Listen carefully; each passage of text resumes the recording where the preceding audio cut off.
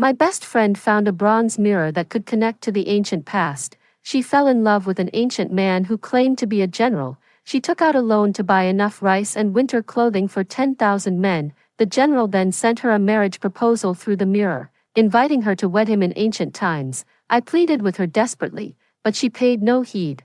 After leaving me a letter, she vanished into the ancient past. Half a year later, my best friend appeared in a bronze mirror, on the brink of death, calling out to me for help. I gathered my things and, without a second thought, leaped in to save her, but the moment I landed, I was shoved into a scalding hot steamer. My best friend leaned weakly into the man's arms, wiping her tears as she said to me, Shin, I'm sorry, but the only way we can get back to the modern era is by using your bones to pave a path. You won't hold it against me, right, inside the steamer basket. I wailed in agony, begging her to let me out. She buried her face in the man's chest, looking utterly distressed. Later, I was steamed alive. When I opened my eyes again, I was back on the day my best friend came to me for advice, holding her marriage certificate with a face full of shy delight. Shin. He proposed to me. Ah, a pair of hands grabbed my shoulders tightly, shaking my body frantically. The sharp, stabbing pain in my shoulders made my mind go blank for a second, that is, until I saw Zhou Yutong's face. Unable to contain her excitement, every inch of my skin erupted in a searing, fiery pain. I was reborn, only to be stuffed into a steamer basket and boiled over a roaring fire for a full day and night. I watched, helpless, as my own skin and flesh sloughed off piece by piece. The agony was unbearable, the suffocating sense of inescapable torment leaving my entire body trembling. The phantom sensation of skin peeling away from bones still lingers on my flesh. I couldn't stop myself from clawing violently at my exposed skin. Shin, are you insane? You've crumpled my marriage certificate. Zhou Yutong slapped the back of my hand, leaving an instant red mark on my skin. Did you do that to my marriage certificate on purpose? Zhou Yutong frowned, looking me up and down with a suspicious gaze. You're not jealous of me, are you? As she spoke, Zhou Yutong clutched the so-called marriage contract to her chest, eyeing me with a guarded look. And in that instant, the fog in my mind finally cleared. I shoved her aside where she stood blocking my way and asked coldly, what exactly am I supposed to be jealous of? Jealous that you failed 3 more subjects this semester, or jealous that you racked up over 300 grand in nude loan debt for some so-called general, and now you're getting hounded by a dozen calls a day to pay it back? You? Zhou Yutong's face flushed crimson as she stared at me in disbelief. Shin. What's gotten into you? Why are you being so vicious? I'm your best friend. I gave a mocking smile. So, in Zhou Yutong's eyes, telling the truth counted as being harsh. I didn't want to share the same space with Zhou Yutong any longer. I turned to leave, but she grabbed my arm. You're just going to leave, after saying such awful things. You're not even going to apologize. Zhou Yutong's eyes were red, looking as if I had wronged her terribly. Are you even my best friend anymore? If it were the me from my past life, I probably would have done everything in my power to comfort her and cater to her feelings right away. I would have ordered her milk tea and bought her gifts, just to cheer her up and beg for her forgiveness. But that was the Li Xian from my past life, the one who always spoiled her, gave in to her, and put her first in everything. She lured me back to ancient times, locked me in a steamer with her own hands, and steamed me alive. Just the sight of her insincere, affected face makes me sick to my stomach now. I had to clench my fists so tightly, I almost broke my own fingers, just to stop myself from hitting her. For a long moment, I forced down the seething rage within me and changed the subject. That's exactly because I'm your best friend. I ground out the words, best friend, with extra emphasis. That's why I was so furious when you came to me with the marriage certificate today. Last time he sent you a wooden hairpin through that bronze mirror. You took out a nude loan for 300,000 just for him. You bought a whole pile of rice, oil, flour, all sorts of medicine, and winter clothes. He sent you a marriage proposal, but what's the point? My gaze settled on Zhou Yutong's face, and as she hesitated slightly, I whispered in her ear, he's in some unknown ancient era, and you're in the modern world. There's simply no way for the two of you, unless, I trailed off, leaving the thought unfinished. Zhou Yutong grabbed my hand urgently and asked, unless what? Unless you could exist in the same time and space. But that's impossible, isn't it? I subtly withdrew my hand from Zhou Yutong's grasp and saw her eyes suddenly light up, too. In her past life, Zhou Yutong found a bronze mirror. She thought it was a priceless antique and treasured it immensely. However, after multiple appraisals, it was confirmed to be a modern reproduction, worth next to nothing. Furious, Zhou Yutong threw the mirror straight into the trash. At that very moment, a deep male voice emanated from the mirror. 3 months without water or provisions, not a single grain of rice left in the city. Are my Jinzhou soldiers truly destined to fall here? No, never. I offer my own life. I beg the gods to show their power and save my Jinzhou men. Zhou Yutong was terrified. She immediately called me, Xin. There's a ghost in my mirror. I was studying in the library at the time. Hearing her cry for help, I didn't dare delay and rushed back to the dormitory. Zhou Yutong was hiding under the covers, trembling with fear. While trying to calm her down, I went to search the trash can for that bronze mirror. There are no ghosts. Don't scare yourself like that. Even if there were, it's fine. I'll stand in front of you, so don't be afraid. I murmured words of comfort, only to freeze the next second when a strikingly handsome man's face appeared in the mirror. It was an exquisitely refined face, so beautiful it seemed unreal. Perhaps because of the bronze mirror, his entire visage seemed to carry a hazy, fragmented quality. Are you a goddess? Rongli asked, his lips dry, his gaze disbelieving as he stared at my reflection. Before I could even respond, Zhou Yutong's eyes lit up beside me, and she snatched the bronze mirror right out of my hands. Who are you? You're not a ghost, are you? Zhou Yutong stared at Rongli's breathtakingly beautiful face, swallowing hard without thinking. But before Rongli could answer, the handsome man in the bronze mirror vanished, leaving only the sound of his raspy voice. If you truly are the goddess, please help me. Rongli said they were at war, and his troops had been cut off from water and food for nearly 3 months. Without reinforcements soon, they would all die here. He pleaded with us to get him some food. Zhou Yutong immediately placed her own snacks and an orange on the bronze mirror. A flash of white light swept over the bronze mirror, and the pile of snacks placed on it vanished without a trace. Both Zhou Yutong and I stared wide-eyed in disbelief. You truly are a goddess. Rongli's voice was thick with reverence. Zhou Yutong, utterly charmed by him calling her goddess over and over, beamed with delight. Clutching the bronze mirror, she started chatting with him. Then, at Rongli's hushed and pleading request, Zhou Yutong went straight to the canteen, packed over 50 portions of plain rice, and sent them all through. As I watched portions of rice vanish before my eyes, an inexplicable sense of foreboding crept over me.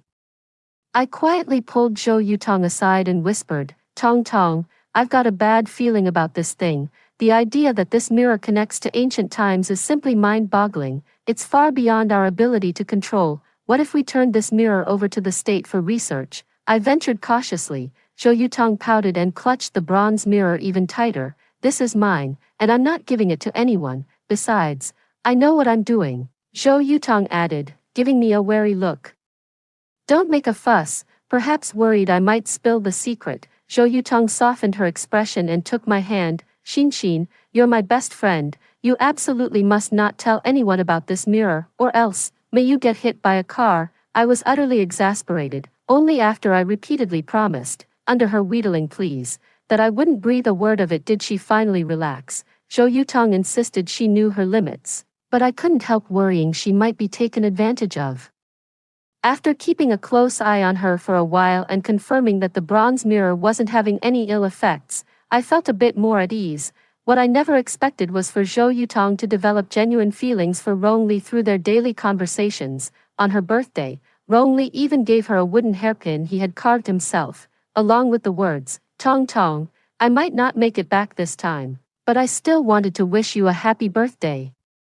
Zhou Yutong was so moved that she broke down in tears late at night, crying until her eyes were red and swollen, all to save Rongli and the million soldiers he spoke of. She took out a nude loan, borrowed over 300,000, and bought a large quantity of rice, along with medicine and winter clothing, sending it all to Rongli's side through the bronze mirror. By the time I found out, it was already too late. Zhou Yutong had already sent everything over to Rongli's place.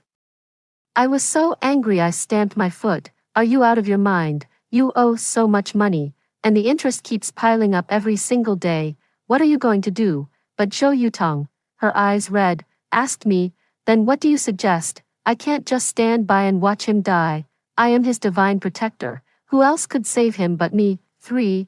We had a huge fight over that nude loan scandal involving Zhou Yutong, but later, when I saw she had no money for food and was starving, trying to fill her stomach with just water, I couldn't help myself and brought her an extra meal. Later, after Rongli achieved a decisive victory, he sent her a marriage proposal through the bronze mirror, inviting her to come to the ancient past to wed him. I tried my hardest to dissuade her. Don't go, there's no electricity, no running water, not even sanitary pads in ancient times.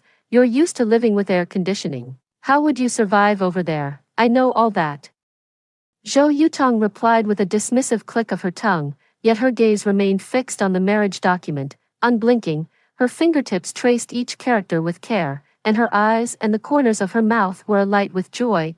I thought she had taken my advice to heart, but 3 days later, she left me a letter and simply vanished into the past. At that moment, I hated myself for not stopping her, for not making her stay. After that, the bronze mirror never connected to that ancient world again. I still hadn't heard any news from Zhou Yutong, yet every day, I persisted in speaking to the bronze mirror, praying she could hear me. Half a year later, an image of Zhou Yutong, on the brink of death, finally appeared in the mirror. Her face was deathly pale. Through her tears, she cried out to me just one word, Xin. I grabbed my things and jumped in without a second thought to save her. Little did I know, the moment I landed, I was shoved into a scalding hot steamer basket. A wave of heat engulfed me. I was standing on a searing hot steamer, and outside was my best friend. I cried out in the direction of Zhou Yutong. Yutong, help me, Xin, I'm so sorry. The only way for us to get back to the modern era is to kill someone from the future and use your bones to pave the way. Zhou Yutong then leaned weakly into Rong Li's arms, wiping her tears as she said to me, I just can't stand living here anymore. And I miss my parents so much. I really want to go back with their future son-in-law. You're my best friend. You'll help me, won't you? I wailed in agony from within the steamer, begging her over and over to let me out, yet she buried her face in the man's chest, feigning a look of pity. Later, I was steamed inside that basket for a full day and night, cooked alive until my flesh fell from the bone, and Zhou Yutong and Rong Li stepped over my remains to arrive in the modern era. When I opened my eyes again, I had returned to the very day Zhou Yutong received Rong Li's marriage proposal. At this moment, there were only 3 days left before Zhou Yutong would travel back to ancient times. In my past life, I learned from Zhou Yutong's letters, the medium that allowed her to travel to the past was blood. Unwilling to use her own blood, Zhou Yutong secretly captured a stray cat from the campus to drain its blood. The cat didn't have enough blood, so she spent 3 grueling days draining it to collect the amount she needed. In this life, since I've returned, I will save myself, and I will save the innocent kittens too. I let out a deep sigh and said to Zhou Yutong, give up on that idea. This bronze mirror seems to only transmit inanimate objects, not living things. Just give up, I said with feigned regret. Your fate together ends here. I refuse, Zhou Yutong replied through gritted teeth. There must be a way. If heaven brought Rong Li and me together, then there must be a way for us to stay together forever. Xin, please help me, Zhou Yutong pleaded. You're the clever one. If you help me, we can definitely make it work. I pinched my fingers, and after a long pause, I smiled and replied, all right, for it was easy to let Zhou Yutong discover that blood could be used as a medium. I just asked offhandedly, by the way, don't they say in the novels that artifacts like bronze mirrors can be bound to a master? Have you done it? No, Zhou Yutong said hesitantly, the blood-dropping kind. I think that would really hurt. Want me to try it for you? I said, moving to bite my finger, but Zhou Yutong quickly stopped me. No, it's fine, Zhou Yutong said, hastily grabbing my hand and forcing an awkward smile. There was no way she'd let me touch her precious thing. Afraid it would become unusable if I did, Zhou Yutong took a deep breath, closed her eyes for a moment, then bit her finger hard and smeared the blood onto the mirror. The next second, Zhou Yutong let out a gasp as she stared at her own translucent finger. Xin, you're a genius, Zhou Yutong exclaimed excitedly, hugging me and jumping up and down. She packed her things overnight, ready to cross over, my phone, power bank, makeup, and skincare products. When I show up in front of him wearing modern clothes with light makeup, he's going to be absolutely blown away. Zhou Yutong's face was full of anticipation as she carefully checked her items one by one, occasionally asking me, Xin, quick, help me see if I've forgotten anything. I raised an eyebrow slightly as I watched her pack 3 large suitcases. One was stuffed with clothes and high heels, another was packed with daily necessities. The last one was filled with books, titles like the Agricultural Bible, the Encyclopedia of Manufacturing, and all sorts of reference manuals. She certainly came prepared. It looks like she's planning to take modern technology back in time and make a real splash. I don't believe Zhou Yutong's mind is capable of coming up with all this, for no reason at all. Rong Li's sickly face surfaced in my mind. I recalled the first time I met him. Rong Li's mouth was piously uttering, "Goddess." But in my eyes, there wasn't a trace of reverence in his gaze. Instead, it looked like he was eyeing prey, a faint glint shimmering within. Zhou Yutong spent the entire night packing, and the blood draws were spread out over 2 separate days. Just as she had everything ready and was about to travel back to ancient times, Rong Li suddenly sent a message to Zhou Yutong through the bronze mirror. When his face appeared in the bronze mirror, Zhou Yutong instinctively blocked my view. She shot me a glance, then hurried to the bathroom with the mirror in her arms and locked the door behind her. I stood by the thin, non-soundproof door and heard them speaking in hushed tones. "Do you have everything ready?" Rong Li asked in a low voice. "I've got it all," Zhou Yutong whispered back. "The books, the various seeds. I've prepared everything. I'll be there to see you soon.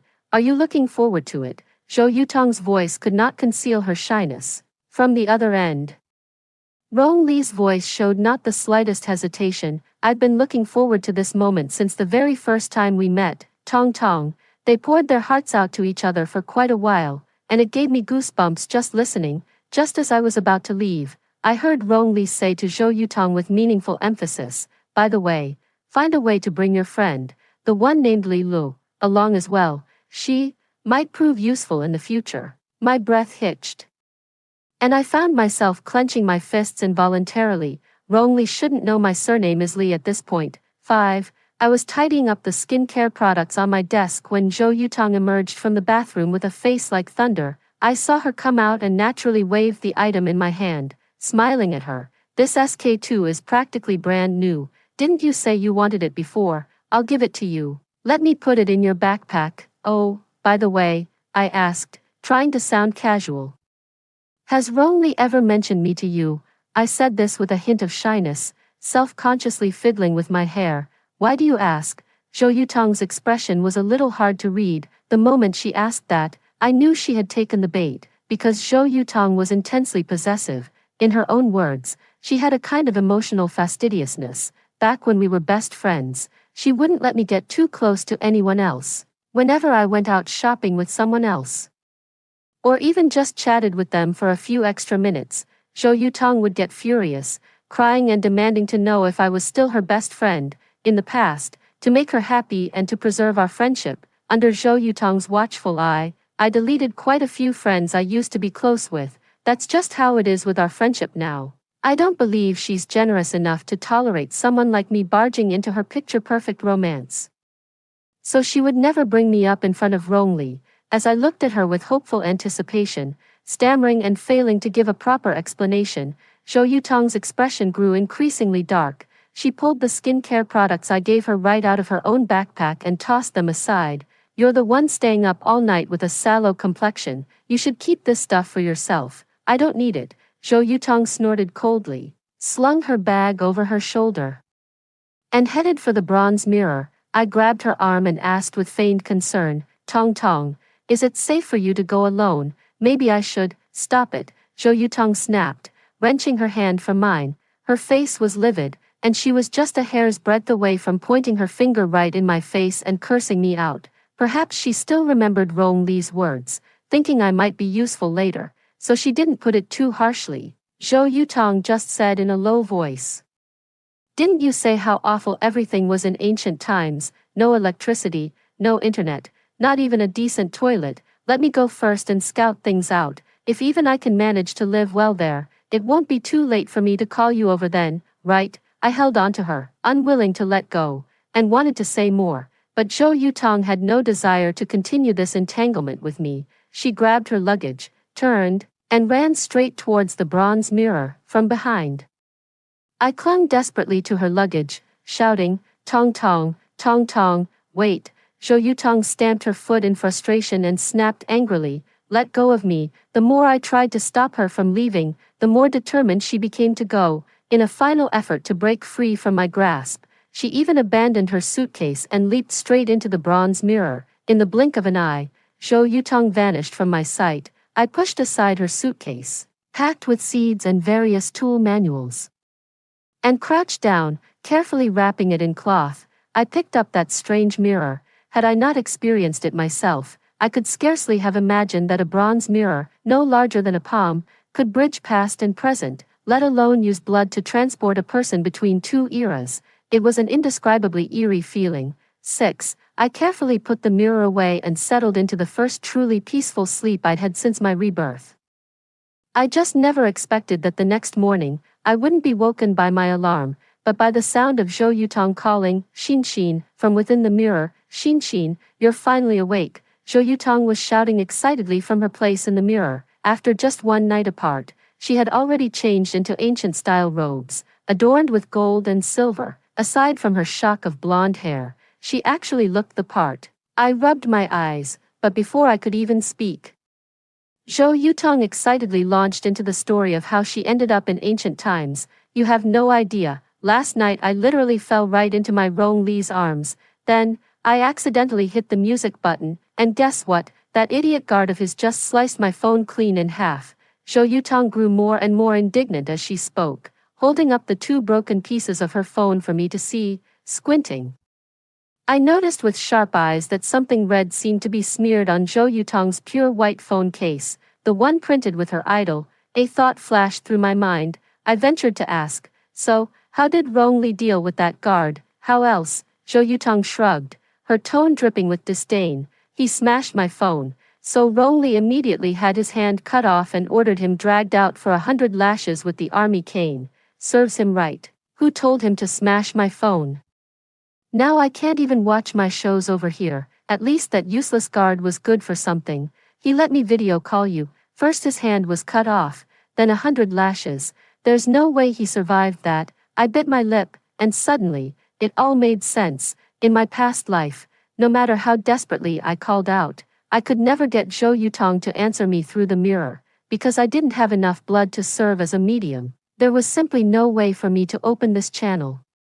No wonder Zhou Yutong could only ever wait for Rong Li to seek her out, because people in modern times can't easily draw blood, only those in ancient times could. Just thinking about how Rong Li's face, with those blood-stained hands holding a bronze mirror, would get all lovey-dovey with Zhou Yutong every night makes me sick to my stomach. "Oh, right." Zhou Yutong then changed her tone and said to me, "Could you buy me a new phone and bring it over? And don't forget to download my brother's latest drama for me, thanks a bunch." After saying that, Zhou Yutong gave me a wink, looking utterly charming and playful. Moments later, her face slowly faded from the mirror. I rushed to the bathroom and threw up violently. 7. That afternoon, Zhou Yutong urged me again through the bronze mirror to hurry up and give her what she wanted. "Bring me everything. My phone, the daily essentials, and those 2 boxes of my stuff. Oh, and I need a neck fan. Wait. Actually, get me 2. I'll give one to Rong Li. It's sweltering here. Also, grab me more snacks and instant noodles. The food here is awful." Zhou Yutong chattered into the mirror. "Hurry up and get it all to me. I need it ASAP." She seems to be treating this time travel like a vacation. She probably thinks I'm her safety net out here, that I can just send her modern gadgets so she can live a cushy life in the past. But when did I ever agree to that? Tapping on the keyboard, I casually replied, "I don't know how to use this." "How can you not know how to use something this simple? Are you stupid? Just put the thing on the bronze mirror." "I don't dare to," I replied, still nonchalant. Zhou Yutong finally picked up on something from my words. "Xin Xin, what do you mean by that? Are you refusing to help me on purpose?" Zhou Yutong's sharp accusations pierced through the bronze mirror, reaching my ears with undiminished venom. "Are you even human? After all I've done for you, you won't even do this one little thing for me. I get it now. You're just jealous that Rong Li likes me and not you." so you're trying to spite me, Li Xian, you're such a bitch. Sure, your features might be a tiny bit prettier than mine, but so what? Rong Li still likes me, not you. Zhou Yutong's voice grew louder and more shrill, clearly furious. Fine, don't help me then. Zhou Yutong can do just fine here even without that stuff. I really misjudged you, Li Xian, I swear. No matter how much you beg me in the future, I will never be your friend again. After hurling a torrent of abuse at me, Zhou Yutong abruptly disconnected. I remained silent. After reviewing what I had just written, I calmly shut down the computer. The bronze mirror fell utterly silent, not making another sound. Zhou Yutong's urging was truly frantic. It was painfully obvious she was struggling to adapt to life in ancient times. Rong Li's world existed within a feudal society. Forget about the lack of electricity, internet, or air conditioning. Just the coarse, barely edible food alone would be enough to drive any modern person insane. However, I believe that for Zhou Yutong, even all of that is still far from enough. My gaze fell upon the suitcase not far away, which was packed with seeds and books. What Zhou Yutong needed were food, water, and daily necessities. These things aren't particularly important, however, the seeds Rong Li requested, along with various reference books, would be highly beneficial to that world. If I'm not mistaken, once Zhou Yutong fails to get the items from me, Rong Li will make a personal move. After midnight, the bronze mirror began to glow once again. Just as expected, a piece of paper materialized out of thin air. Frowning, I walked over, picked it up, and froze for a moment, because it was a portrait of me. It wasn't a detailed drawing, just a few simple strokes. Yet it perfectly captured me standing there in my pajamas, looking utterly stunned. The paper was slightly creased, as if it had been pored over many times, yet one could still sense the care with which it had been kept, and there, in the corner of the page, was Rong Li's name, perfectly imprinted. Rong Li didn't say a word, yet it felt as though he had spoken volumes to me through this portrait. We had only met that one time.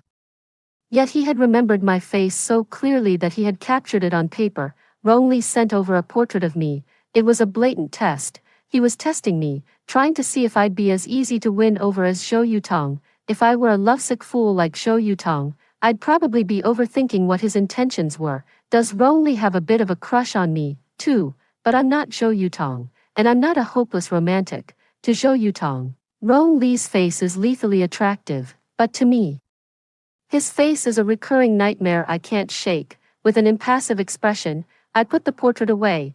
After a moment's thought, I placed the daily necessities Zhou Yutong had asked for on the bronze mirror. A moment later, a flash of light passed, and the bag containing the items vanished before my eyes. I waited quietly for a few seconds, and then Rong Li's face appeared on the bronze mirror. Goddess, it's been a long time. Rong Li's gaze settled on my face. It just hit me. You're even more beautiful than I remembered. He looked at me deeply, offering a pure, unguarded smile. Gritting my teeth against the faint, stinging pain on my skin, I managed to reply, "You too." 8. After that day, Rong Li began incessantly talking to me through the bronze mirror, just as he had done with Zhou Yutong before, only now with even more fervor. I couldn't stand the sight of him. Even the sound of his voice made my skin crawl with a phantom ache. The memory of being steamed alive in a massive steamer in my past life instilled in me a profound dread of Rong Li. I'd only reluctantly pick up maybe 1 out of every 10 times Rong Li called. Eventually, he figured out the pattern and stopped contacting me so frequently. He only reached out at set times. It was only then that our conversations gradually got down to business. He wants me to change my attitude towards him, to become his new ally, and to pass on everything Zhou Yutong left behind to him. What I want to know is whether he is also a reincarnated soul. I cautiously probed him with a few questions, and only from his fragmented words did I discover the truth. In truth, Rong Li has not been reborn. He has merely had a few intermittent dreams of his past life. Rong Li sensed I would be useful to him, but he didn't know exactly how. In his dreams, I was probably as dumb as a doorknob, so he didn't put his guard up around me. I also easily gleaned a lot of information about his era straight from his mouth. I know that, with Zhou Yutong's help, he has won victory after victory. Now, with his powerful army and strong forces, he controls the court, more an emperor in all but name. Occasionally, Rong Li would, accidentally, let me catch a glimpse of Zhou Yutong's current life. In the mirror, I saw Zhou Yutong on the other side, pacing restlessly back and forth in a cramped garden, surrounded by a throng of servants. Rongli then said to me, feigning nonchalance, "If you could come, she would have another sister for company. You needn't worry about how to live here. I'll arrange for 20 maidservants to attend to you day and night. For travel, there will be sedan chairs and carriages. You won't need to walk a step yourself." Rongli watched the expression on my face and continued, "Nor will you have to live like you did in that other world, constantly having to please others and toiling from dawn till dusk like a beast of burden. Look at her. Here, everything is handled by the people below. All she has to do is eat, drink, and be merry." Rong Li's insinuation was crystal clear. I almost couldn't hold back my laughter when I heard it. Perhaps Zhou Yutong had been whispering a lot of negative things about the modern world in his ear, but no matter what, the modern era is a million times better than his backward little corner of the world. A garden full of mud might seem novel at first glance, but day after day, it just becomes dull and tiresome. Besides, how far can a sedan chair or carriage really take you? Can they compare to the comfort of a high-speed train or an airplane? I smiled and didn't press the topic further, simply saying, "Her feelings for you are genuine. I wish you both happiness." After using it many times, I've started to get the hang of how this bronze mirror works. After saying that, I swiped the back of the phone and decisively ended the call. I didn't need to guess. I knew Rong Li's expression on the other end must have been awful, because aside from that initial probe from Rong Li, after I replied with a few things, I never sent him anything again. Rong Li spent a long time dropping hints, but he couldn't get the seed from me, nor could he trick me into going over. It was clear he was getting rather impatient. 9. And of course, the one who was even more annoyed was Zhou Yutong. She had originally thought she was coming here to live a blissful, happy life for two with Rong Li. Little did she expect that, having already stooped to coming to this place. As a result, Rong Li spent all day thinking only of finding me, racking his brains daily to talk to me, and his every word was filled with flattery. He completely disregarded Zhou Yutong's feelings. Leaving her alone in the cramped and dreary courtyard, Zhou Yutong endured it again and again, until finally, on this day, she could bear it no longer. In the early hours of the morning, Zhou Yutong's face appeared in the bronze mirror. Her once plump and fair face had become gaunt and sallow, looking somewhat malnourished. When she saw me, she was so furious she was grinding her teeth, her expression contorted with rage. "Li Xian, you shameless bitch, why are you clinging to my man every single day? You deliberately held on to my things, didn't you, just for this moment, so Rong Li would have to come find you?" Zhou Yutong was screaming at me hysterically. Suddenly remembering something, she slowly calmed down, stroking her swollen belly. She looked at me with a knowing, almost mocking smile. "It's no use, I'm telling you, I'm already carrying his child. Stop dreaming about him. You're not worthy, you don't have my nerve. You could never give up everything for Rong Li, but I could. That's why I'm the one who deserves to stand by his side." I looked at her calmly, seeing the blood on her fingertips, and could only feel a pang of pity for her. She abandoned everything in her modern life to go find a man. She thought love alone could sustain her, but in reality, she gained nothing and lost all her advantages. "So what?" I said to her flatly. "Do you really think he loves you? Do you believe that if I just say the word, after he kills you with his own hands, I'll take the seed and go to him, Rong Li would personally strangle you?" Zhou Yutong was clearly stunned by my question. It took her a long moment before she replied, "That's impossible. The bond between Rong Li and me is beyond your comprehension. We've exchanged vows before heaven and earth, and our names are entered in the clan register. He promised to love me until the day I die." Zhou Yutong gritted her teeth, but I could clearly see a trace of unease on her face. "Is that so?" I asked with a faint, ambiguous smile as I took out the portrait Rong Li had given me earlier. "Well then, care to make a bet with me?" Zhou Yutong stared at the portrait, her face deathly pale, her lips completely drained of color. Then I said to her softly, "If you win this bet, I'll cut off all contact with him. You two can live happily ever after. And if you lose, that's okay too." I smiled gently. "I'll find a way to bring you home." Zhou Yutong was still hesitating, but after I said, "Let's go home," the indecision on her face completely vanished. "I trust Rong Li," Zhou Yutong said with a smile. "All right, I'll take that bet." Xin, you really are my very best friend. I just smiled and didn't say another word. 10. Zhou Yutong cared for nothing in the world, except for Rongli, and the love he gave her, which she believed was hers alone. She couldn't believe Rongli didn't love her. After all, he had spilled rivers of blood and trampled countless lives, all just to whisper, "Good night," in Zhou Yutong's ear before she slept. If this doesn't count as love, then what on earth does? Zhou Yutong was brimming with confidence, but that very night, I shattered it with just 2 sentences.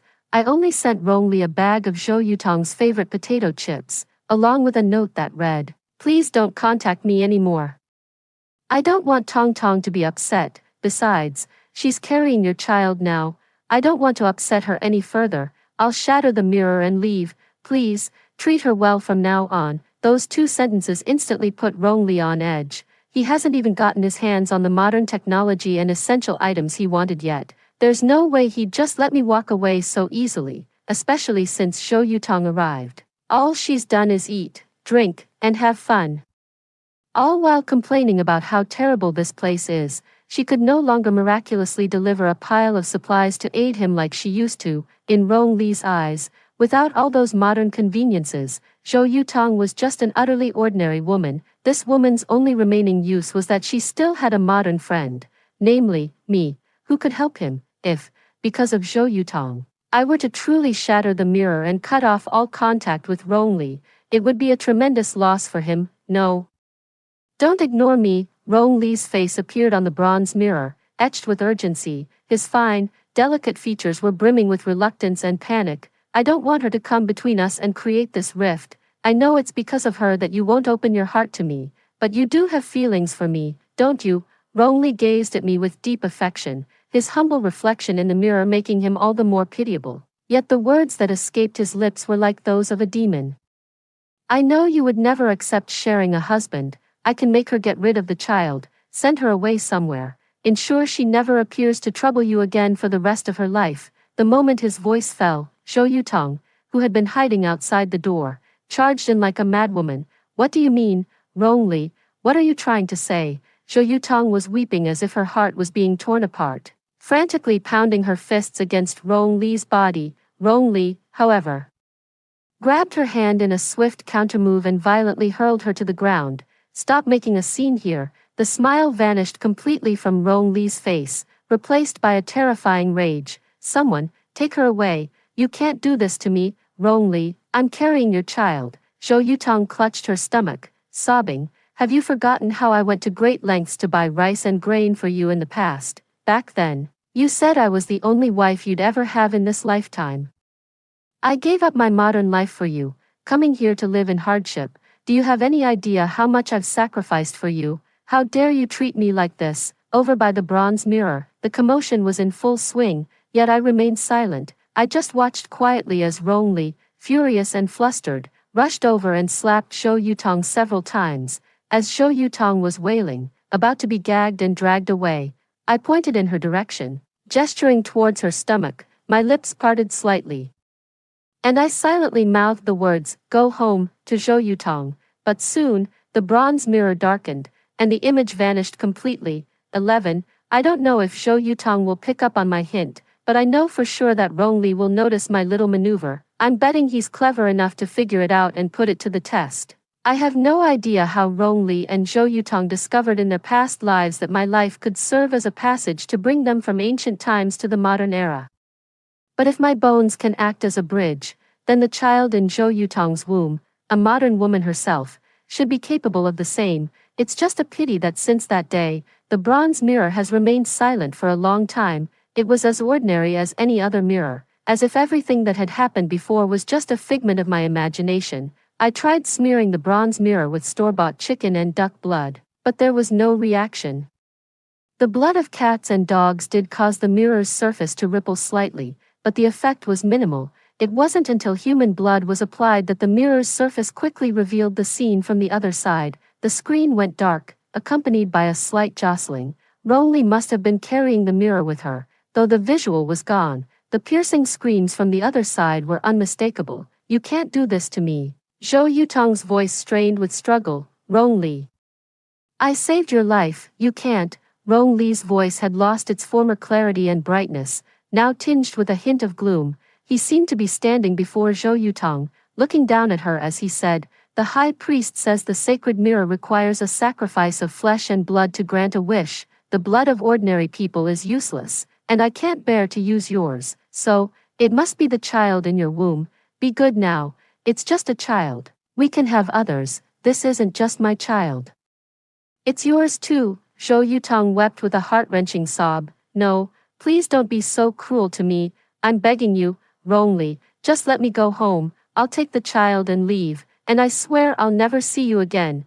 Is that not enough?" She pleaded desperately, begging the man before her to spare the child in her womb, yet, Rongli showed no sign of stopping. Before I could even process what was happening, I heard Zhou Yutong let out a blood-curdling scream. Then came the sickening, tearing sound of a dagger slicing forcefully through flesh. Witnessing it through the bronze mirror sent a chill of terror down my spine. Even from the safety of reality, the bronze mirror tumbled from Rong Li's embrace and clattered onto the floor. I couldn't see Zhou Yutong, only hear her agonized screams fading into whimpers. Then, a flood of crimson blood filled my vision, completely covering the bronze mirror in a horrifying, lurid red. The next instant, a handsome face suddenly appeared amidst the crimson. Before I could even process it, I was already locking eyes with Rongli. For some reason, my heart began to race with panic. He was holding something, his hands covered in blood. Upon seeing it was me, a brilliant smile suddenly curved his lips. "I'll be right there for you," he said. "You must be absolutely delighted." My breath hitched, and I immediately cut off the feed. The sight of Rongli just now had hit me far too hard. That same suffocating feeling of being trapped, of screaming for help to a deaf heaven and an unheeding earth, came rushing back over me. He knew, he would come, and it wouldn't be long now. I don't know why, but I just had this quiet certainty in my heart. 12. At 3 in the morning, the bronze mirror erupted in a brilliant flash of light, instantly illuminating the entire room. My hands clenched the armrests nervously, and I even held my breath without thinking. In the blink of an eye, Rongli appeared before me, clad in armor, spear in hand, a truly awe-inspiring sight. Xin, spotting me, Rongli tilted his head and flashed me a brilliant smile as he walked towards me, step by step. "I can't believe I'm really seeing you here." The smile on his face grew wider and more radiant, yet it was a sinister, viperous grin. "I've been thinking about you for so long." As his words fell, he thrust his longsword straight at my face, but all that followed was a sharp clang. Rong Li's spear was solidly blocked by the bulletproof glass. Rong Li stared in disbelief at the flawless, transparent glass before him, then swung his weapon with all his might. The spear slashed down from above with brutal force, producing a deafening crash. "How is this possible?" Rong Li gaped at the unblemished glass, his gaze shifting to me. He gritted his teeth and demanded, "What kind of sorcery did you use?" The black curtain behind me descended slowly, revealing a massive machine and researchers bustling hurriedly back and forth. Someone shouted, "How's the data monitoring coming along? Everything must be documented. We're detecting spatial fluctuations. Pull up the footage from all cameras." Now, everyone hurried past, and the occasional glances they cast at Rongli lacked the shock or fear he had anticipated. The way everyone looked at Rongli was more akin to observing a lab rat awaiting study. Chen Jia, the head of the research institute, walked over to my side and patted my shoulder. She stared at the objects on Rongli with amazement, then said to me, "Well done, Shaoli. I can't believe this is actually real. Your mission is complete. Don't worry, we'll take it from here." I nodded at her and offered a shy smile. "Are you looking to die? What is this place? Release me now, and I might just spare your lives. I am the regent of the Duan Kong kingdom. If you do not release me at once, I will lead my army of 1,000,000 men to raze this place to the ground." Rongli could hear our words, trembling with rage from head to toe. He viciously thrust his spear at the glass once more. He did have some strength in him. With one fierce thrust, he actually managed to crack it, seeing a chance to break free. Rong Li's eyes lit up instantly. He immediately began stabbing at the glass with even greater, frantic force, using his longsword. "Chemical unit, stand ready." At Sister Chen's command, the small chamber trapping Rongli instantly filled with a billowing smoke. In just a minute, Rongli felt all his strength drain away. He could no longer grip the long spear in his hand, and his body went limp as he collapsed to the ground. What have you done to me? He stammered, staring at us in disbelief, as Rongli stood there. Stunned, I flashed him a broad smile and said softly, "Welcome to the modern world." 13. After Zhou Yutong jumped into the bronze mirror, I immediately handed this bizarre artifact over to the authorities. At first, no one believed that this mirror could truly bridge past and present, connecting to another world. That was until Zhou Yutong reached through the mirror and demanded I pass the items to her. It wasn't until Rong Li's portrait materialized out of thin air, appearing before everyone through the bronze mirror. The bronze mirror instantly became the center of attention. Anyone or any location connected to this mirror was immediately placed under lockdown. My every move was under the watchful eye of the authorities. Zhou Yutong said to me, "Could you buy me a new phone and bring it over? Oh, and get me some more snacks and instant noodles while you're at it. The food here is terrible." Zhou Yutong chattered away in the mirror. "Hurry up and bring it to me, I really need it." I deliberately put on a pained expression and cast a pleading look towards Sister Chen, who was observing the data nearby. Sister Chen shook her head at me with a stern expression, explaining the reasoning to me repeatedly. "Don't let your heart soften just because she's your friend and secretly pass things to her. Promise me you won't make a single move until we have the results of our research. You have no idea what consequences could arise from the exchange of items between these two worlds, so, no matter how much I ached for my dear friend, I would never give her a single thing." Later, Zhou Yutong furiously cursed at me. "How shameless can you be? Why are you always hanging around my man?" I put on a deeply wounded act, deliberately provoking her with my words. I wanted her to see Rongli for who he truly was, to snap her out of it. In the end, I dropped that loaded line. "I'll find a way to get you home." Sister Chen looked at me with utter exasperation, sighed several times, and told me to try to keep my mouth shut in the future. "I know you want her back, but, well," Sister Chen seemed to hesitate, her words caught in her throat. I kept my head bowed and offered no reply. I harbor no such noble notion of returning good for evil. My only thought is a venomous one: an eye for an eye, a tooth for a tooth, due to the bronze mirror's property of absorbing blood. The researchers experimented with various types of blood and flesh, ultimately focusing their attention on the tissues of higher organisms. After I found out, I subtly gestured towards Zhou Yutong's stomach in the next scene, trying to give her a hint. Sister Chen was so fed up with me that next time, she just put me and that mirror in separate rooms. Things didn't settle down until Rongli actually time-traveled from ancient times to the present day. Rongli was locked up in the research institute and subjected to all sorts of tests. Once, he bit his own finger, trying to secretly use his blood to travel back, but the staff caught him. After that, he lost all personal space and was strapped to a chair day and night, screaming about killing everyone. I would often ask Sister Chen for permission to use the bronze mirror, hoping to contact Zhou Yutong, who lived in ancient times. Unfortunately, that mirror had been placed under strict protection, making it impossible for me to use it again. Gradually, I moved on from the whole affair and started a new chapter in my life.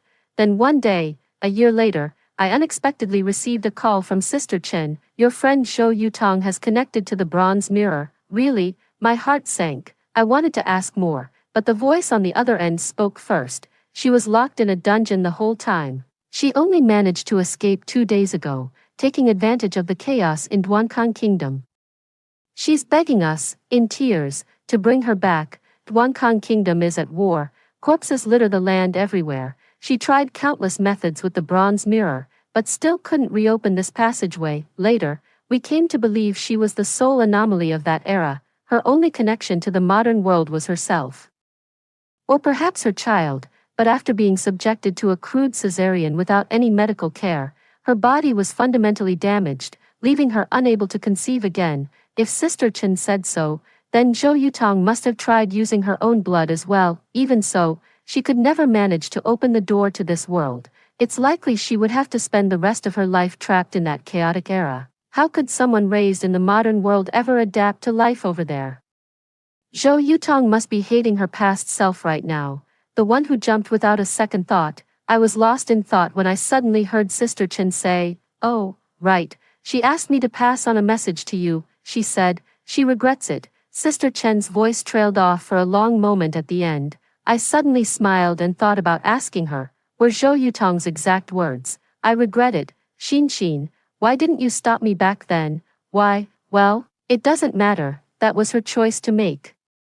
I hung up the phone and continued shopping at the supermarket in good spirits. Story 2. My husband died in the earthquake while trying to save his white moonlight's daughter. He left a will bequeathing all his assets to them. Just when everyone thought I would spare no expense to fight them for the inheritance, I instead sold off the shares that were mine and my daughter's lifeline, and left City B with her. The moment I saw Kian's corpse, my anxious heart finally settled.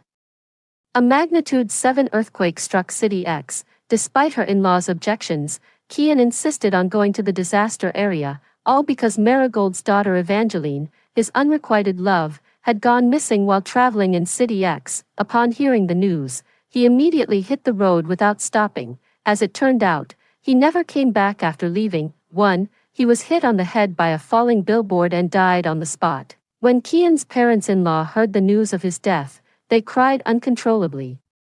I pretended to offer some comfort, but my mother-in-law turned her anger toward me. "What kind of wife are you? You didn't even try to stop Kian from going to such a dangerous place." As she scolded me word by word, I maintained my usual timid and cautious demeanor. "Mother-in-law, it's my fault. I should have stopped Kian," I said, dabbing the corners of my eyes with a tissue. Even after hearing this, my mother-in-law remained unsatisfied and was about to continue reprimanding me.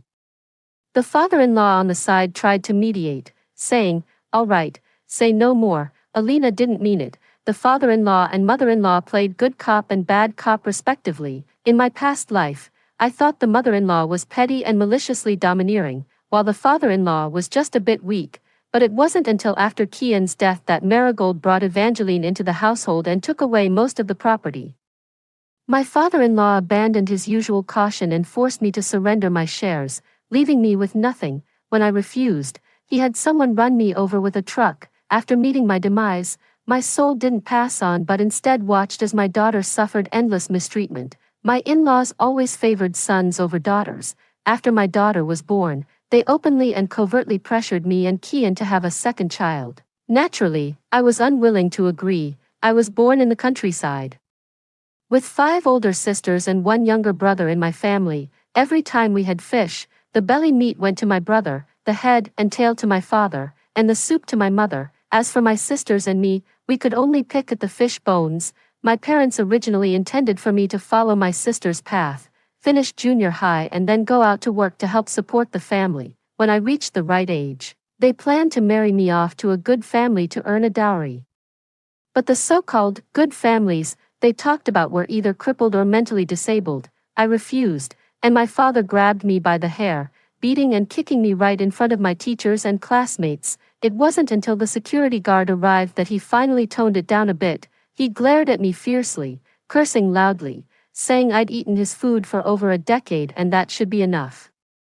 Told me not to delude myself into thinking a few more years of education could turn me into a golden phoenix. Hearing those words, I could only find them laughable. Ever since I can remember, I had to work alongside my sisters, taking on all kinds of chores big and small, whether it was farming, feeding chickens, cleaning the house, or looking after our younger brother. It was all done by me and my sisters. Yet not only did we not receive a single penny in wages, we even had to send money back home.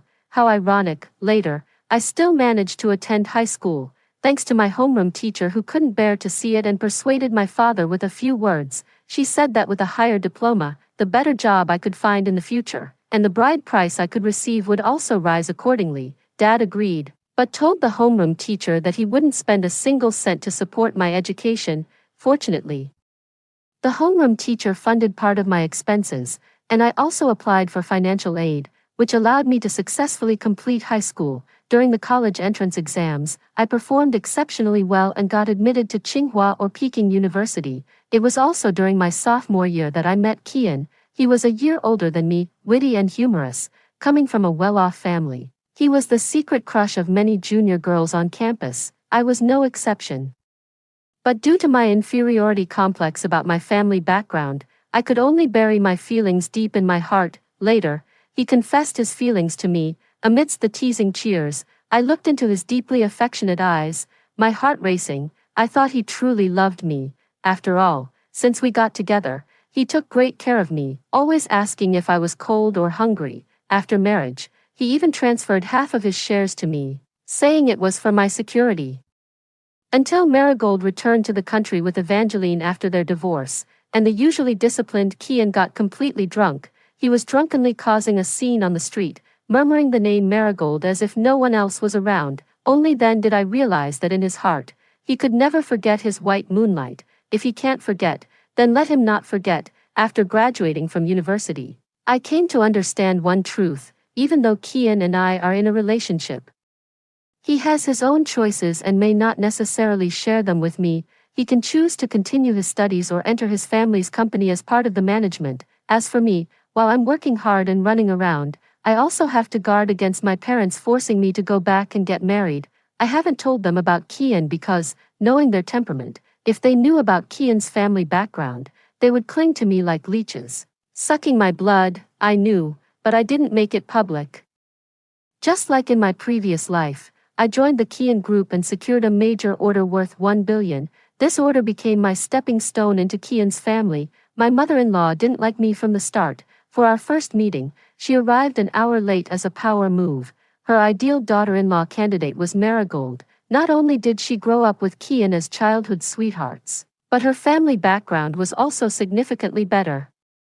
Marigold's family had long been a multinational conglomerate with global business operations and trillion-dollar assets. Marigold is the only daughter. Marrying her means having one foot already in the vast business empire of Marigold's family. Unfortunately, Marigold's father looked down on Kian, considering him just a good-for-nothing rich second generation. He broke up Marigold and made her marry the son of a family friend, emigrating abroad.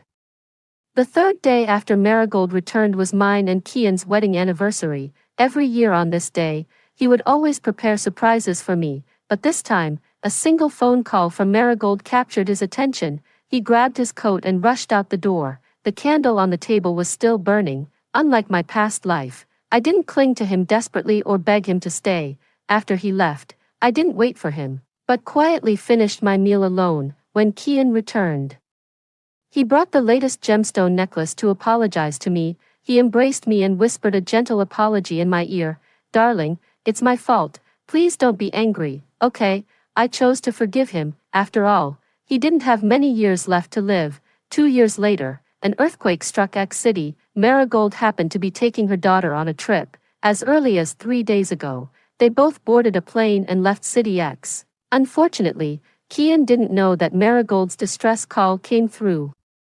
And I chose to add fuel to the fire. In my past life, upon learning he was heading to the disaster zone, I begged him desperately not to risk his life, yet he mercilessly shook off my hand, calling me a venomous-hearted serpent. He said, "I've already married him, and he won't change his heart." Marigold is not only the white moonlight of his youth, but also his friend. Evangeline is practically his goddaughter. He can't just stand by and watch her die. Evangeline is his goddaughter.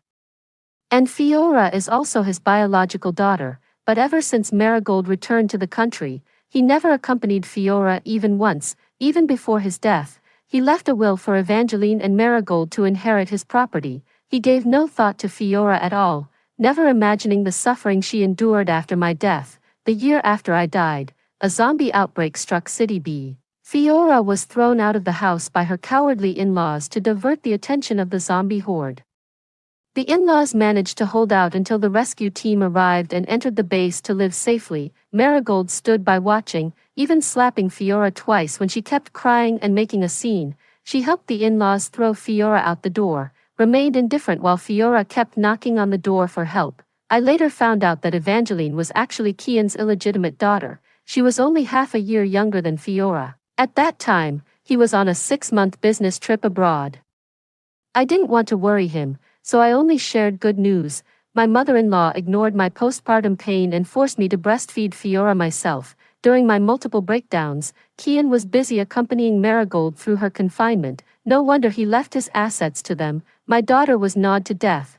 Her once beautiful face became unrecognizable. As I looked at her mutilated body, overwhelming rage engulfed me. If there's a next life, I'll make sure those who harmed us mother and daughter pay in blood. When I opened my eyes again, I had returned to the day Kian was leaving for X City. With a smile, I packed his luggage for him and handed him the ID card my in-laws had hidden. In my past life, I was too foolish, letting him miss the aftershocks and live an extra half year. Kian had long been diagnosed with brain cancer and didn't have much time left. In his final moments, he was still tightly holding Marigold's hand, apologizing to her, since he was so devoted. Being able to die for his white moonlight was his blessing. On the day of the funeral, Marigold arrived with a lawyer. The moment the will was announced, she glanced at me with a hint of smugness. After the lawyer finished reading the will, Marigold squeezed out 2 tears and said to me, "Alina, I'm truly sorry. I never expected Kian would make such a will.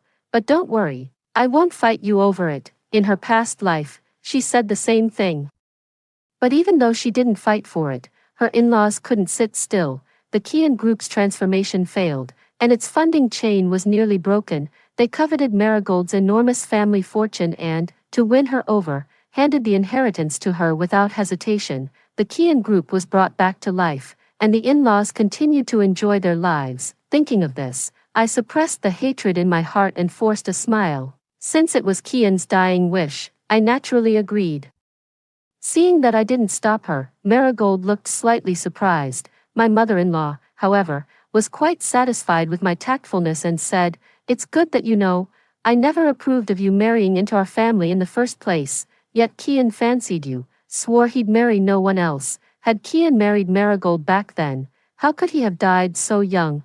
Kian only married me because he saw my impoverished family background. No backing, no support, that way he could freely reunite with his beloved white moonlight. Even when making his will, he never feared I'd seize what belonged to Marigold and her daughter. "It's my fault, please don't be angry, mother-in-law." The day after the funeral ended, I approached Jules, the competitor of the Kian Group. I got straight to the point and stated my purpose. When he learned I wanted to sell my 15% stake, he couldn't believe it. At this time, the Kian Group, though in decline, remained the industry leader. In his eyes, my decision to abandon the still rising stocks was utterly incomprehensible, but only I knew that 2.5 years later, the zombie crisis would erupt. Money became worthless. The only things of value were food and water. I can't stay in City B with my daughter. Thinking this, I continued, Jules also knows that my husband left all his assets to outsiders. He showed no mercy, so why should I hold back? 5 billion, I'll sign the contract as soon as the money hits my account. 5 billion, that's less than half the market price. I've investigated Jules. His cash flow can barely cover these 5 billion, not a penny more. He hesitated briefly, then probed. 5 billion is no small sum. How about 3 billion? I'll settle for half the shares. I shook my head in refusal, though after the apocalypse, money would lose all value. The more money I can get now, the more supplies I can prepare. Jules finally gritted his teeth and agreed. The moment I saw the money hit the account, I signed my name without hesitation. Back home, I packed up all the jewelry Kian gave me, along with the unopened luxury items, and took everything with me. As I wheeled 2 large suitcases through the living room, my mother-in-law was chatting and laughing with Marigold. When mentioning me and my daughter, my mother-in-law spoke with disdain. "That little girl is nowhere near as smart and capable as Evangeline. I heard Evangeline won many major piano awards abroad, truly a remarkable young talent." I left through the back door, sold what I had in my hands, and made over 20 million. After completing everything, I booked a high-speed train ticket leaving City B at noon tomorrow. Then, I went to the school to pick up my daughter. Holding my daughter's soft little hand, my heart became incredibly determined at that moment. I will survive the apocalypse with her. Fiora asked me curiously, "Mom, my vacation hasn't started yet. Where are you taking me?" I stroked my daughter's head and gazed at her tenderly. "Mommy will take you away from City B to play." "Okay." My daughter looked puzzled, but couldn't suppress her playful nature and broke into a smile. But soon, she hesitated and asked cautiously, "Won't Grandma be angry?" The most frequent thing my mother-in-law says about my daughter is that she's too stupid. My daughter's exam results ranked second in her grade.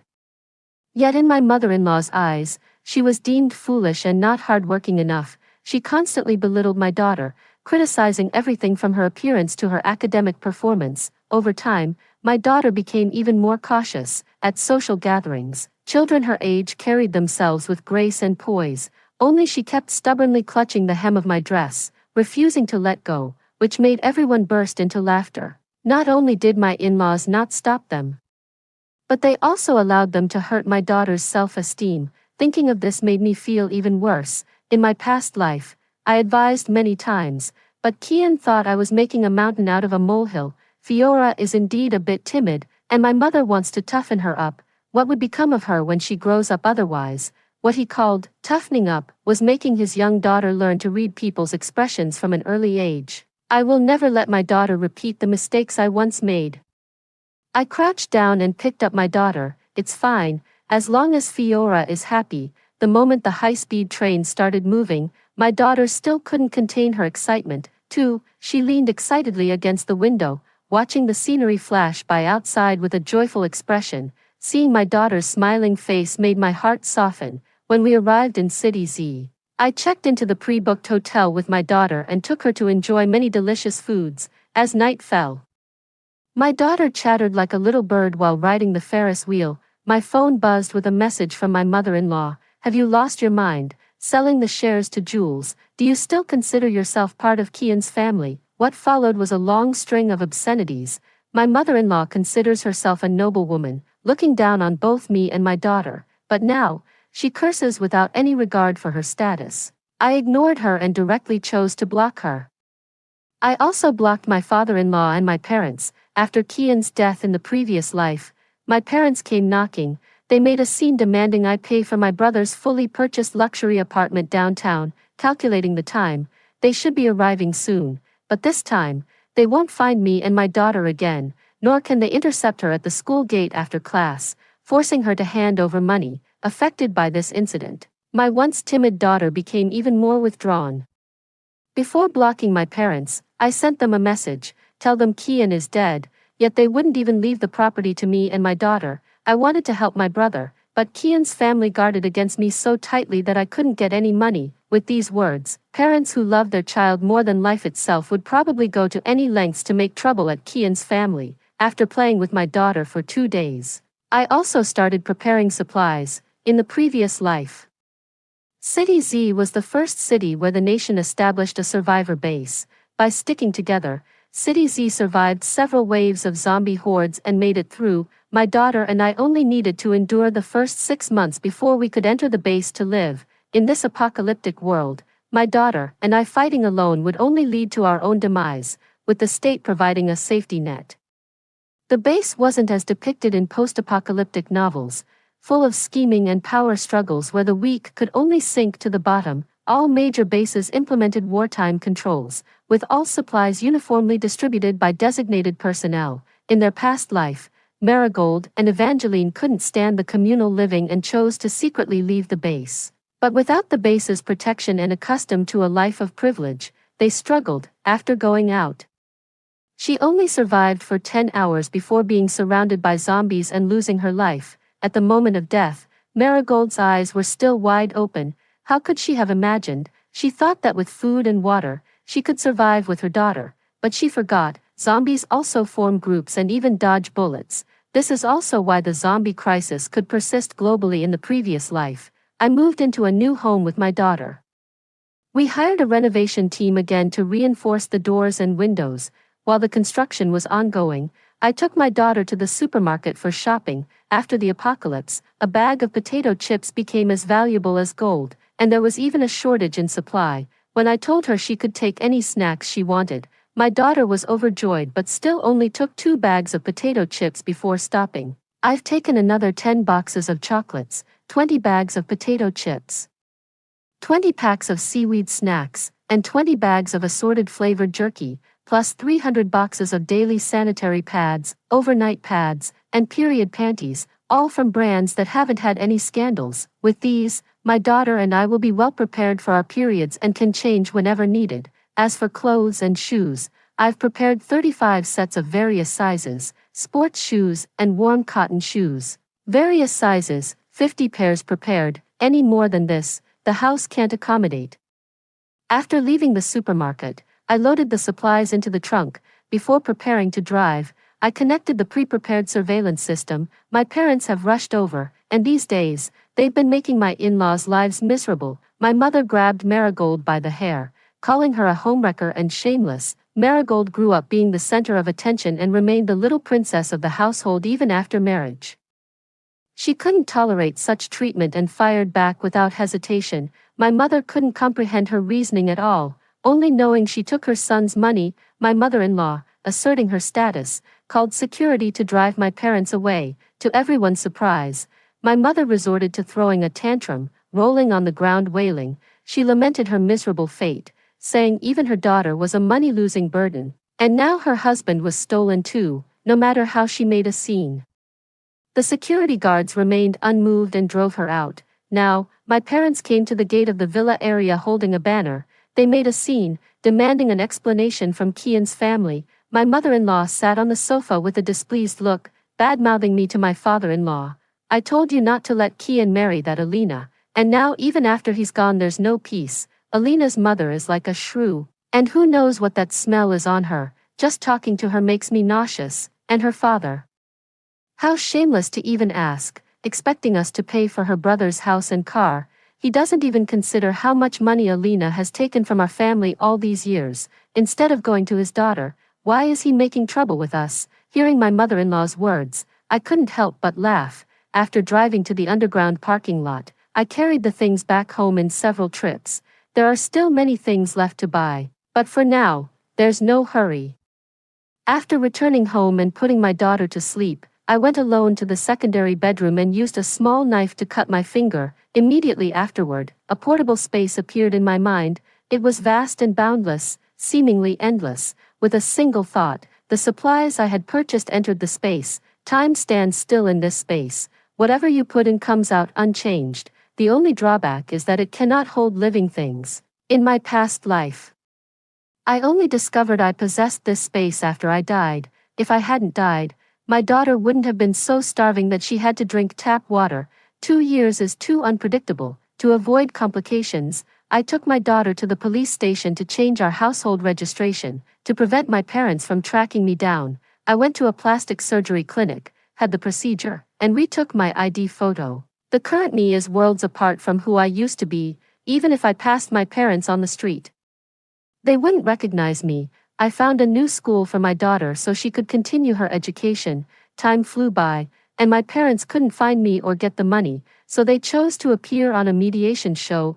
They tearfully played the role of loving parents for the cameras. In their portrayal, I became a gold-digging woman who despised poverty and refused to support them, wanting to sever ties. They tearfully declared that they would forgive me if only I would return home.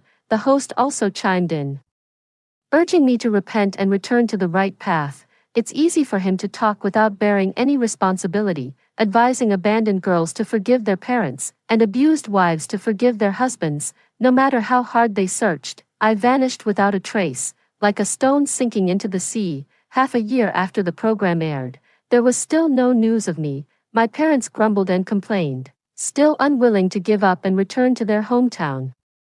But the money they had brought was nearly exhausted. When they were about to return, the younger brother refused to leave, throwing a tantrum to stay in the big city. He grew up obese and bloated, excessively spoiled by his parents. His decision to stay burdened my sisters, each contributing 200,000 to buy him a house. In my past life, I felt sorry for my sisters and tried to dissuade them several times, but I never expected that my sisters had already been brainwashed by our parents, and even tried to persuade me to think more about our younger brother. Since that's the case, I could only choose to respect their fate. After the house was officially reinforced, there was still 1 year left before the apocalypse. During this period, I gradually stockpiled quite a few supplies. Whenever my consciousness enters the space and sees the dazzling array of fully stocked supplies inside, I always feel particularly at ease, since the space can preserve freshness.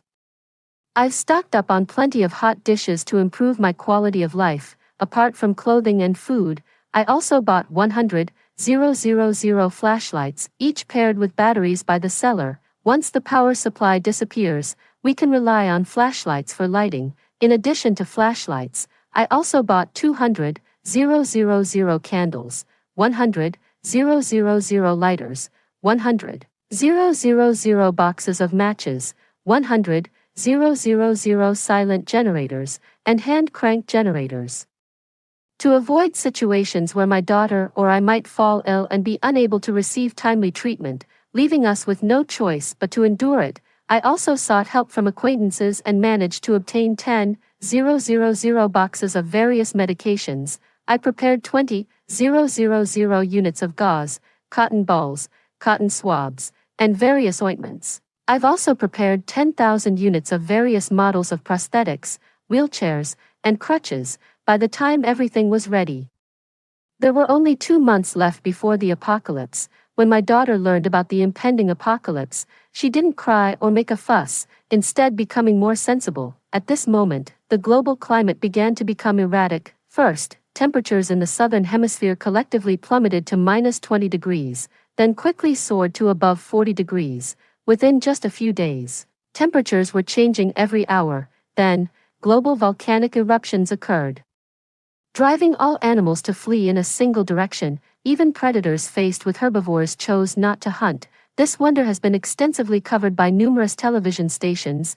I unwrapped an ice cream and put it in my mouth, easing some of the summer heat. I opened my phone and took a quick glance at the surveillance feed. Without me and my daughter as their usual punching bags, my in-laws found it quite unsettling. Marigold, accustomed to being spoiled and willful, didn't hesitate to refuse when her mother-in-law asked her to invest money. She even scolded her in-laws for being shameless and scheming against their only daughter. This was completely different from what her in-laws had envisioned, but with the Kian group in turmoil, they had no choice but to endure. Even the jewelry treasured by Grandma was given to Evangeline. Grandma initially refused, but Marigold accused her of favoritism, saying Evangeline was also her biological granddaughter. Besides, giving it to Evangeline was better than leaving it to Fiora. Grandma finally agreed and even chimed in, saying Evangeline was her only granddaughter. I'd like to see who they'd choose to send out without Fiora as the sacrificial lamb. When zombies blocked the door,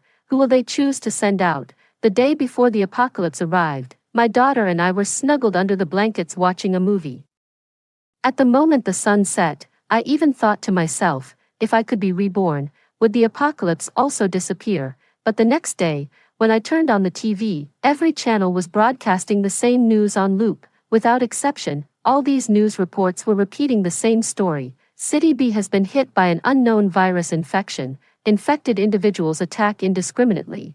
Citizens are advised to stay home and follow instructions. The internet is flooded with various on-site videos. I took one look and immediately lost my appetite. I took out 2 dishes and a soup from my space storage, and after having a satisfying meal with my daughter, she went back to her bedroom for a nap. I opened my phone and continued watching the surveillance footage. The in-laws were completely unaware that the apocalypse had arrived, still acting high and mighty as they demanded the property management deliver bird's nest soup. After receiving a refusal, the mother-in-law was furious and kept complaining incessantly. The father-in-law sighed helplessly nearby, having made plans with old friends to go fishing but now unable to leave the house. They didn't understand frugality, continuing to live their extravagant lifestyle. In just 2 days, the already scarce food in the refrigerator was nearly depleted. The mother-in-law initially wanted to call the servants and have them go out to search for food, but the servants, sensing the situation was dire, had all fled. In their desperation, the in-laws turned their attention to Marigold. There were still 2 boxes of milk and a box of apples in her room. Her mother-in-law came to her, hoping she could spare some food to help her and her father-in-law survive a little longer. Upon hearing this, Marigold sneered coldly and said, "Why should I? Evangeline and I don't even have enough to eat ourselves. Besides, Evangeline is your own granddaughter. You can't just stand by and watch her starve." Watching my mother-in-law frown with anger, I felt nothing but satisfaction in my heart. Just as she had treated Fiora before, now Marigold was giving her exactly the same treatment. In the previous life after the apocalypse began, the news announced that rescue teams would deliver supplies within 3 days at most, yet my in-laws refused to give even a sip of milk to my daughter, who was so hungry she had to fill her stomach with tap water. Now it's time for the in-laws to experience the taste of hunger. I turned off the surveillance and sent a message to the neighborhood group. the property management said the rescue team had arrived and asked each household to send a representative to the third-floor hallway to collect supplies. Instantly, the entire group chat erupted with excitement. To avoid arousing suspicion, I went along as well. Before leaving, I repeatedly instructed my daughter, "Mommy needs to go to the third floor now. Stay home and don't open the door for strangers, understand?" My daughter nodded in agreement. When I reached the third floor, I glanced at the queue of over a dozen people and quietly found a corner to wait in. Just as it was about to be my turn, the man in front of me suddenly pointed at the staff distributing supplies and flew into a rage. "I pay hundreds in property fees every year, and this is all you give me now? Did you pocket all the money yourselves?" Hearing his words, the people who hadn't left yet also started chiming in agreement. The elderly lady from the second floor also joined the fray. "Won't you give me a few cans of formula? My grandson is waiting to eat." Hearing this, I tried hard to suppress the smile at the corners of my mouth. They are neither relatives nor friends of mine, so I won't tell them. Supplies can only be distributed for 2 months, because 2 months later, the first wave of zombie horde will come. By that time, what was once a neighborhood with only a few hundred wandering zombies would surge to tens of thousands. In the worst-hit areas, the exterior of buildings would be completely covered by zombies, blocking out the sky. Even at noon in August, it would still be as dark as night. The zombie horde would persist for a full 7 days before finally retreating. In the previous life, fewer than 10 million people entered the base alive. 3. The staff patiently persuaded for dozens of minutes before finally calming the man and the elderly woman. I received 10 packs of instant noodles, 2 1-liter bottles of mineral water, and 5 packs of compressed biscuits. These supplies were meant to last for 1 week. As I carried the box from the third floor to the second, I ran into the mom from the fourth floor. She greeted me warmly and asked, "Do you have any extra baby formula at home? I can trade you some oranges for it." No. To be honest, if supplies hadn't arrived in time, I would have starved to death. In these apocalyptic times, people's intentions are hard to gauge. Even seemingly harmless children require extra caution. Seeing that I didn't agree, the mother's face showed disappointment. "It's not that I don't want to help, but I can't guarantee she actually has oranges. Even less can I guarantee whether she'll keep her mouth shut if I make the exchange." Back at home, my daughter rushed into my arms. Her face was deathly pale, tears welling up in her eyes. "Mom, you're finally back. There was a very strange person outside the bedroom window just now. Woo-woo, I'm so scared." "Don't be afraid, it's all right," I comforted softly. After my daughter calmed down, I had her stay in the living room while I went alone to her bedroom. The sun was about to set, and the afterglow of the sunset shone on the window. I suddenly widened my eyes and held my breath. Outside the window, it was covered in blood. A zombie was crawling around nimbly with its hands and feet. What's even more terrifying is that despite lacking a head, she could still accurately locate the window. Fortunately, I reinforced the window, otherwise the zombie would have gotten in. The zombie kept slamming its body against the window, trying to climb inside. Seeing no success, it turned around and crawled toward the balcony downstairs. Just as I was slightly relieved and about to turn around to get tools to reinforce the window, thud, thud, thud, the dull knocking sound began. I turned my head and was shocked to find the headless zombie pressed against the window, as if staring right at me. For a moment, I felt my heart race and a chill run down my spine. To prevent my daughter from being scared, I decided to let her sleep with me. Before bed, I ate some cookies and opened my phone to check the surveillance footage. The footage showed Marigold holding a stool, repeatedly hitting her mother-in-law with it. Her hair was disheveled, her eyes bloodshot, clearly in a state of distress. While smashing things, she cried out in agitation, "It's all your fault. If it weren't for you, how could Evangeline have had an accident?" The mother-in-law was smashed into a bloody pulp, her once meticulously maintained face now resembling soft tofu. I pulled up the surveillance footage from the previous few days again and began reviewing it. The father-in-law, starving beyond endurance, decided to threaten Marigold into giving him some food. He conspired with his mother-in-law to lure Evangeline near the entrance, then opened the door and pushed her out. The father-in-law intended to have Marigold hand over the food, after which he and his wife would pull Evangeline back inside. But they forgot it was the apocalypse. A wandering zombie bit Evangeline's arm and dragged her away. The in-laws valued their lives dearly and quickly shut the door. Marigold watched helplessly as her daughter was in danger right before her eyes. She wanted to rush out to save her, but was stopped by her in-laws working together. In a fit of rage, she took advantage of the falling night and killed her father-in-law with an axe. The mother-in-law knelt and begged for mercy, but this only made Marigold angrier, as the axe kept falling. The mother-in-law completely lost her breath.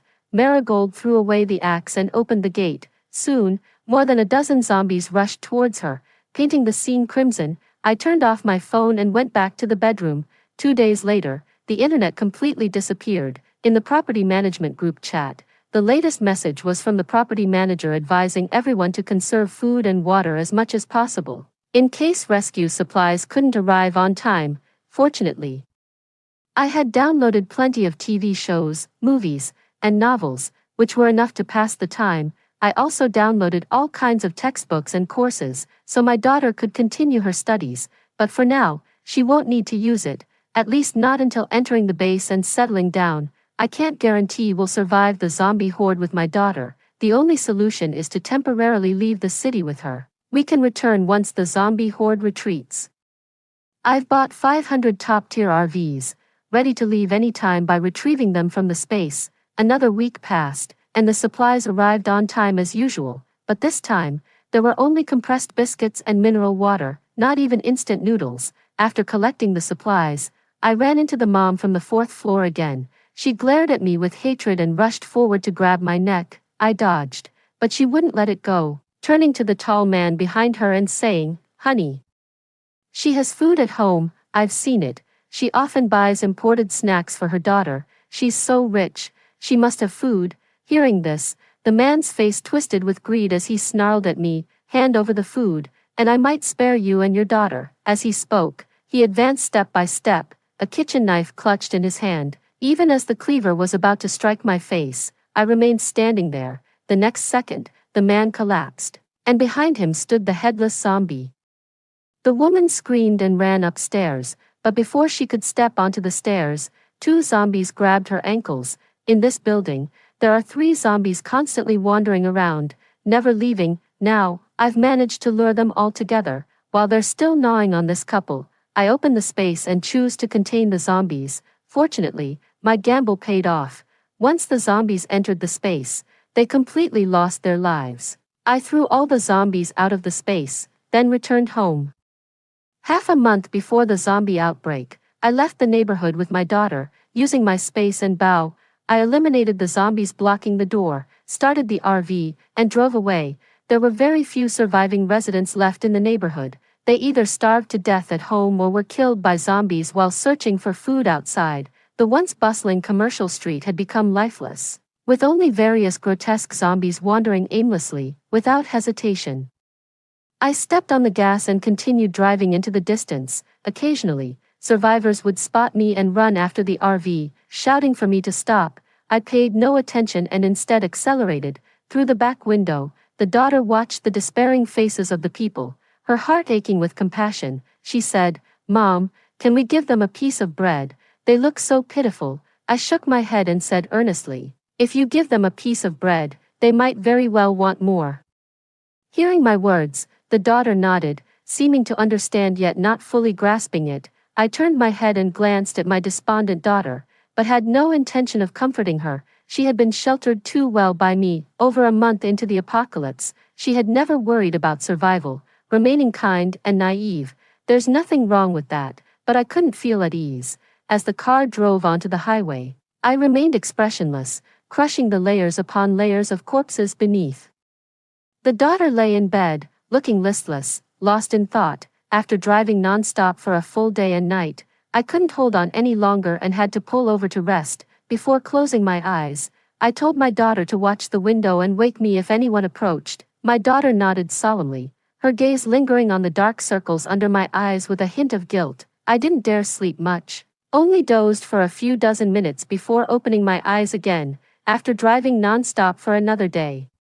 My daughter and I finally reached our new destination. Holding my daughter's hand, I walked toward the dilapidated village. This place was sparsely populated. Just going out would take 7 or 8 hours. The last time I left was the year I got into university. Since then, I've never come back. Now, to keep my daughter alive, I've returned here. Upon entering the village, a strong smell of blood hit me. I found a still habitable house, cleaned and disinfected it. Then took out a bed from my storage space. My daughter watched silently when suddenly, the door was banged loudly. A hoarse elderly voice followed. "Is anyone there? Could you spare me a bowl of porridge? I'm starving to death." My daughter didn't respond, instead covering her ears with her hands. Story 2. The end times are approaching. My neighbor has been stockpiling water and food, turning his villa into a steel fortress. As for me, I've been hoarding cat food, kitty litter, and cosmetics. The wealthy second-generation son from next door was frantically ringing my doorbell, cradling my cat and yawning. I went downstairs, opened the door, and was met by a panicked man. "Wanda." He glanced at me and froze. That's when I remembered I'd come down in just my tank top nightie. I recognized him. He's the rich kid who lives in the big villa next to mine. "What's up?" I asked. He struggled to find his words for a moment before blurting out, "Wanda, you won't believe this, but I've been reborn. In a month, there will be a zombie virus outbreak in Country Z, and the whole nation will fall. Wanda, you need to start preparing and stockpile supplies." I looked up at him seriously. Honestly, the idea of a zombie attack didn't surprise me much. But his claim of being reborn was quite intriguing. I smiled. "I believe you. What's your name, by the way?" His face turned red as he stuttered. "I'm Caleb, 21 years old, a junior at University A, and I live next door." Humans sure blush easily. I smiled again and asked, "So, what's your plan?" He gathered his courage and said, "When the zombies come, it'll be dangerous in Country Z. I plan to spend money to turn our house into a battle fortress, since we're neighbors. I was thinking of building an underground tunnel to your house, so if the zombies attack, you can escape to mine. Spend money to turn his place into a fortress and then tunnel to mine." Even though I'm not human, I gave him a second look. This young man's hormones are certainly raging. I calmly smiled and asked, "Why do you think the zombies will attack my house?" Caleb, looking resolute, said, "In my previous life, after the zombies breached our complex, they attacked your house, Wanda. I wasn't able to save you last time and I've always regretted that. This time, I must save you."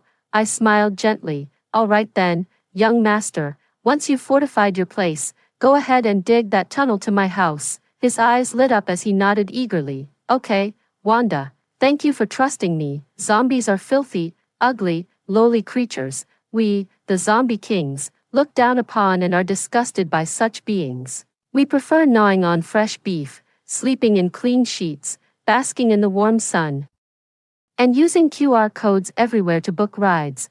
We don't like dealing with lowly zombies. I don't really believe Caleb's prediction about the zombie disaster being the work of a zombie king. I'm more inclined to believe it's a human-made mess, but that's none of my business. However, Caleb's mention of stockpiling did remind me, after the zombie virus outbreak, society will collapse, and having enjoyed this comfortable life, I definitely need to stock up too. Fortunately, there's still a month left. And shopping isn't a problem at all. Lazily lying on my genuine leather red sofa, I thought, humans really know how to enjoy life. Just shopping online every day is enough to make me happy, and receiving the goods lets me enjoy happiness a second time. Swiping through my phone, I first ordered a large supply of cat litter, cat food, and freeze-dried cat treats. After ordering several carts worth of cat supplies, I casually bought a bunch of toilet paper, toothbrushes, towels, and shampoo. I do love pretty clothes. If I can't maintain my beauty during a zombie apocalypse, that would be terrible. So, I bought piles of clothes and cosmetics. My cat ran over to my feet, licking my freshly polished toenails. I looked down and realized, yes, I need to stock up on some nail polish too. I bought several large fridges and loads of beef to freeze, along with 1,000 bottles of my favorite red wine to store in the cellar. My phone was a bit sluggish, and suddenly it occurred to me that it might break down if zombies attacked, so I ordered 100 new phones and several laptops. While browsing, I stumbled upon a page selling seeds, so I ordered tons of seeds for fruits, vegetables, and flowers. To prevent my big orange cat from getting sick, I ordered a bulk supply of various medicines for both humans and animals online. After placing these orders, I hired professionals to install solar and wind power systems in my home. As I opened the door to greet the technicians setting up the mini power station, I glanced over at the neighboring villa. Caleb's place was already encircled by a steel wall and he was installing an electric fence. The magnitude of his project was truly blinding. Unperturbed, I ordered several fuel generators, manual generators, and other types of generators, as well as gasoline. After walking around my 3,000 square meter villa, I stroked my big orange cat and said, "Hey, Big Orange. How about I turn half of this place into an independent ecosystem? That way, even if the external water and food supplies are contaminated, you'll still have cat grass to eat, water to drink, and pampas grass to play with. How does that sound?" Big Orange meowed affectionately in my arms. Acting immediately, I contracted a professional team specialized in creating ecosystems. My requirement was to build a fully enclosed, independent ecosystem across 1,500 square meters. Relying neither on external water sources nor outside air, I offered a generous sum, demanding completion within half a month, or they would face a hefty penalty for any delay. The ecological team agreed without hesitation and began working tirelessly, day and night. 2 days later, as supplies gradually arrived, Caleb from next door came over and, seeing the heaps of supplies at my house, said, "Wanda, you really should consider building a wall. Those zombies are fierce and can climb in to bite people." I nodded in agreement. Caleb continued, "And you can't skimp on storing water. When the air and water are polluted, and you can't drink the water outside, you should at least stockpile enough water to fill 2 rooms. I nodded again. Satisfied, Caleb went back to supervise his own house, which was being filled with truckloads of water and bags of rice. The windows were all sealed, with countless layers of air filters placed wherever air could pass through. His house, wrapped in copper sheets, looked nearly as fortified as a tank. It looked truly safe. I turned my gaze back to the truckload of trees that had just arrived, greeting the delivery with a smile. "Help me plant these trees on the outer perimeter of the yard, some in the middle, and some inside." The driver got out and smiled, saying, "Boss, you're really greening up the yard, with at least 3 acres here. Planting all these will disrupt a lot of the existing setup." As I helped the drivers move the trees, I smiled and said, "Do you know what's most important? Ecology. That's what's most important." From the outside in, I planted 3 rows of trees with strong filtration capabilities, with the innermost circle including the fruit trees I liked to eat. I also had the workers create a wetland area, planting various plants known for their air and soil purification properties. I even set up several sheds to raise poultry and rabbits. Raising chickens, ducks, and rabbits outside my house was probably the most ill-considered decision I've made, not because they were problematic, but because their constant clucking and quacking were incredibly annoying, hardly fitting for a refined and beautiful woman like myself. But my big orange cat was thrilled, often running over to play with the chickens in their pen. "Oh well, let them make a fuss, I don't really care." 2 weeks later, the power station was ready, the trees were planted, and the ecosystem in the room was almost set up. I suddenly felt that the air was much fresher, life felt safer too. Caleb came over to my place again, and I was cooking steaks when he arrived. He expressed his disapproval that my house didn't have a steel fence or an electric grid.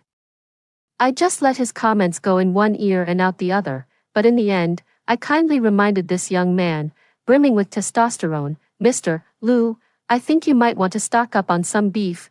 What are you thinking about eating at a time like this?" I looked at the steak in the pan and said calmly, "Compared to human flesh, zombies prefer steak. Sometimes, a piece of steak might just save your life." After saying that, I placed the cooked steak on a plate. Caleb asked me, "How do you know that?" I glanced at him, smiled, and said, "It's written in a book." He clearly didn't believe it. I didn't care whether he believed it or not, especially since I had bought up all the steaks within 10 miles. I took my cat out for a drive, and when I returned, I could smell something different in the house. It was only after seeing a big hole in the living room that I realized Caleb had indeed dug a tunnel to my place. I knew this rich kid was thinking about champagne, fine wines, and beautiful women. My cat meowed loudly in my arms. After putting it down, It dashed straight into the ecological area. I followed and saw a man and a woman there. The man was Caleb, and the woman seemed to be his sister, Vivian. At that moment, Vivian was washing her hands in the small river of my ecological zone using some chemical substances. Brother, this place is really nice. With this ecosystem, we don't have to worry about the pollution outside. As I watched the hand soap flowing into my ecosystem, I got very angry. Even the pupils in my colored contacts stood upright. Big Orange kept meowing incessantly.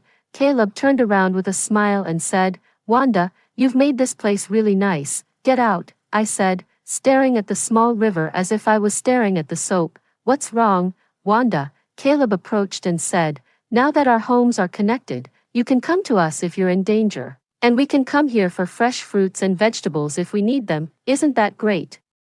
I restrained my urge to throw them out and said politely again, "Get out, fine, we'll leave." "Who cares?" Vivian exclaimed angrily. "What kind of person are you, acting all high and mighty as if nobody else has money?" "Brother, let's go back and make our own ecosystem," Caleb hurriedly said. "Vivian, it was rude of us to come uninvited." I coldly waited for them to leave, then took a spoon and a bucket, removed my shoes and socks, and went down to the river to scoop out as much of the pollutants as I could. Then, I went out, found several large rocks, and rolled them inside like a dung beetle, blocking the tunnel Caleb had made. Did I ever say I liked humans? If I did, I apologize. Some humans, I really don't like. Caleb came to apologize a few times, but I didn't meet him. Eventually, he stopped coming so often, and I enjoyed the peace. The rooms in my house are increasingly stocked with supplies, filling up several rooms. I sit in front of the sofa playing with my Switch, pressing buttons here and there, thoroughly enjoying myself, glancing at the calendar. It seems today is the day Caleb predicted the zombie outbreak would occur. Turning on the TV, sure enough, it's already broadcasting violent news. Incidents of people biting each other have occurred on the main streets of City A, causing public panic. Armed forces have intervened to stop the violence. Is this rabies? The news shows scenes of people panicking, running away, hoarding, and fighting over food. I turn off the TV and stand up to look at the rain outside. The foul-smelling rain even has a hint of blood in it, which I dislike. Caleb knocks on my door in a hurry. Opening the door, he eagerly asks if I've seen the news and excitedly says, "Wanda, did you see? I really am reborn." "I saw it," I nod. Humanity seems truly insane at this moment. He doesn't know that to me. A normal human is already a tasty piece of meat, and a reborn one like him is a delicacy worth many times more. He doesn't know that I am actually a zombie king. This world has faced more than one zombie crisis, and I was born during the first one, making me the progenitor, the royalty of zombie royalty. Caleb says, "Don't be afraid, just lock your doors and windows and hide at home. If it really gets dangerous, I'll figure out a way to save you." I nod and agree. Soon, the zombie tide arrives. The villa complex near my home gets infected, turning the residents into walking corpses. Caleb's fortified home next door holds up, preventing the zombies from getting in. I guess he and his sister are still managing to have a good time. "I'm different," as Sun Ryukong said. "It's safe inside the circle." So I drew one around my large yard. The disgusting little zombies don't dare to come in. Daju is a cat that has been with me for a few years. It's smart enough to know not to go outside when there's trouble. I opened some cat food and freeze-dried snacks for Daju, squatting down to listen to it make noises like a pig as it eats. The rain finally stops. The red rain contaminates the water and air. I stand by the window, watching the leaves in the yard sway. On TV, the news is urging everyone to stay indoors and not go out.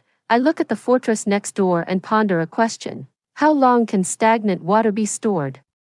Bottled water only has a shelf life of 1 to 3 months. What will they do after 1 to 3 months? Oh well, it's really none of my business. I hear Daju scratching at the door. Reluctantly, I open it for him, and he dashes out, then meows at the door, holding a black umbrella. I go outside and find my cat squatting beside something. It's a dying dog. I clear away the mud and see a weak border collie. I say to Daju, "We already have one cat in the house, and that's enough fur.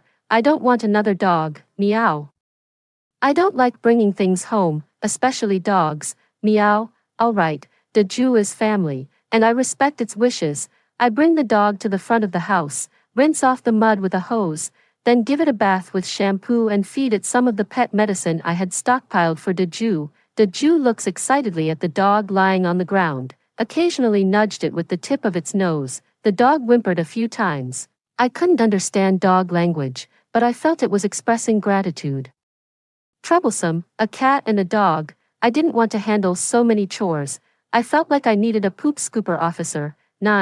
3 months had passed and the streets were now teeming with wandering zombies. I had no idea when this zombie crisis would end, or if it would ever end at all. I leaned on the couch, petting the cat, while the dog lay obediently at my feet. I have good hearing and could hear the siblings next door talking. Brother, the water tastes odd. I found bugs in this bucket. I heard Vivian pouring out the water. I stopped petting the cat. Water with bugs is still better than the water outside, isn't it, Vivian? Why did you pour out the water? It could be treated and still be drinkable. Brother, the rice has bugs too, and the instant noodles we bought are about to expire in a few days. Why did you buy products that are so close to their expiration date? I wasn't paying attention. Compressed biscuits only have a 12-month shelf life. What will we do after 12 months? We've been eating cured meat for a long time. Brother, I haven't had vegetables or fresh meat in ages. I could get septicemia. That's why I say, foolish, ecology is most important. Brother, it was that rich girl next door again. We're almost out of salt. Why didn't we stock up on salt? What will we do when it runs out? As she spoke, Vivian started to cry. We don't have sanitary pads, no cola, no milk tea. I can't take this anymore. I'm about to go crazy. We can't go out. Caleb pulled her back. Absolutely not. After a struggle, Vivian calmed down and said to Caleb, Brother, our neighbor next door, she seems to be growing vegetables indoors. She has supplies, lots of them. I gripped tightly, startling the big orange cat who jumped up. Well. The tasty morsels next door have set their sights on my resources. 10. Big Orange, Smarty Pants. Get up. Smarty Pants is the name I gave to the border collie, and it really likes the name. The healthy Smarty Pants was eager to show off. When I called it, it pranced around with the unique smile of a border collie and then sat down in front of me. Big Orange looked proud, almost too lazy to bother with me. I scooped up Big Orange and held him in my arms. It was your decision to let me save it. So if it eats your cat food and drinks your water, you can't be mad at me. Meow. Big Orange nuzzled me, dressed in a striking red dress. I walked out with my cat and my dog. On the main road, the filthy zombies, as if sensing something terrifying, kept their distance from me. Smarty Pants, who hadn't been out in months, was particularly excited, immediately grabbing something dirty off the ground. I frowned and said directly, either spit it out or get lost. Smarty Pants immediately spit out what was in its mouth. Before long, I finally found a group of people out searching for food. 3 months into the zombie crisis, the public had started to fend for themselves. Several small groups have been formed, and the one in front of me is one of them. This group consists of 12 people who have captured a young man in his 20s, though I'm not sure what for, but that's none of my business. I left a note that had Caleb's address on it and added the words, has supplies. Lucky took the note over, and I knew they saw it. After returning home, I started listening to the noises outside. This group was really impressive. With just a piece of fresh meat and a few bundles of fresh vegetables, they successfully entered the steel fortress next door. Hearing that Caleb was subdued, I closed my eyes and gently shook my head as I sat on the premium sofa. Boss, they really have a lot of supplies. A lot of clean water, rice, instant noodles, compressed biscuits. Boss, Caleb was terrified. I'll give it to you. We can share half of our supplies with you. Please spare us. Spare you? We can only spare one person. Young man, you choose who. Vivian screamed. No, don't. I know of others who have supplies. I'll tell you. Can you spare me if I do? My hand gently tapping on the sofa. I heard them respond. Okay, as long as you tell us where the supplies are. We will spare your lives, Vivian yelled. Next door, Wanda next door. She has supplies, clean, all clean and uncontaminated. I stopped tapping the sofa. I then heard a few whispers around their leader, and it seemed like the squad leader pulled out a gun. Girl, that big fool next door only hoards trees and cat litter and cat food. You dare to deceive me. A loud bang followed. I poked my own ear, that of the big fool. After Vivian was executed, they pushed Caleb out of the fortress. Caleb quickly drew the attention of the zombies outside and eventually became one of them. As for this group, they really liked the fortress and settled in, taking it over, with new neighbors next door. I wondered if Caleb might be reborn again. If he were reborn, would he build another steel fortress? Would he make his defenses more discreet to avoid becoming a target again? I thought about it and then shook my head. The food and water he stored would expire. His crisis was bound to happen sooner or later. I heard some noise again. It seemed like the tied-up young man next door was sick, but there was no medicine. That's none of my business. I gave Lucky some water to brush his teeth and take a bath. At night, there was a commotion next door, and by the sounds of it, the tied-up young man had escaped. I heard the new neighbors chasing after him, then went outside and heard the zombie noises, followed by a strong smell of blood. Just after securing the fortress, this group became food for the zombies. Such a waste. Just as I was about to turn back to my room, I smelled the only surviving tied-up young man entering the circle I had drawn. This person was very cautious. Once inside the circle, he didn't venture further. He actually knows this place is safe. I was surprised. Meow, woof. Big Smarty was particularly excited, tugging at the hem of my skirt. Woof woof woof woof woof. All right, I'll go out and have a look.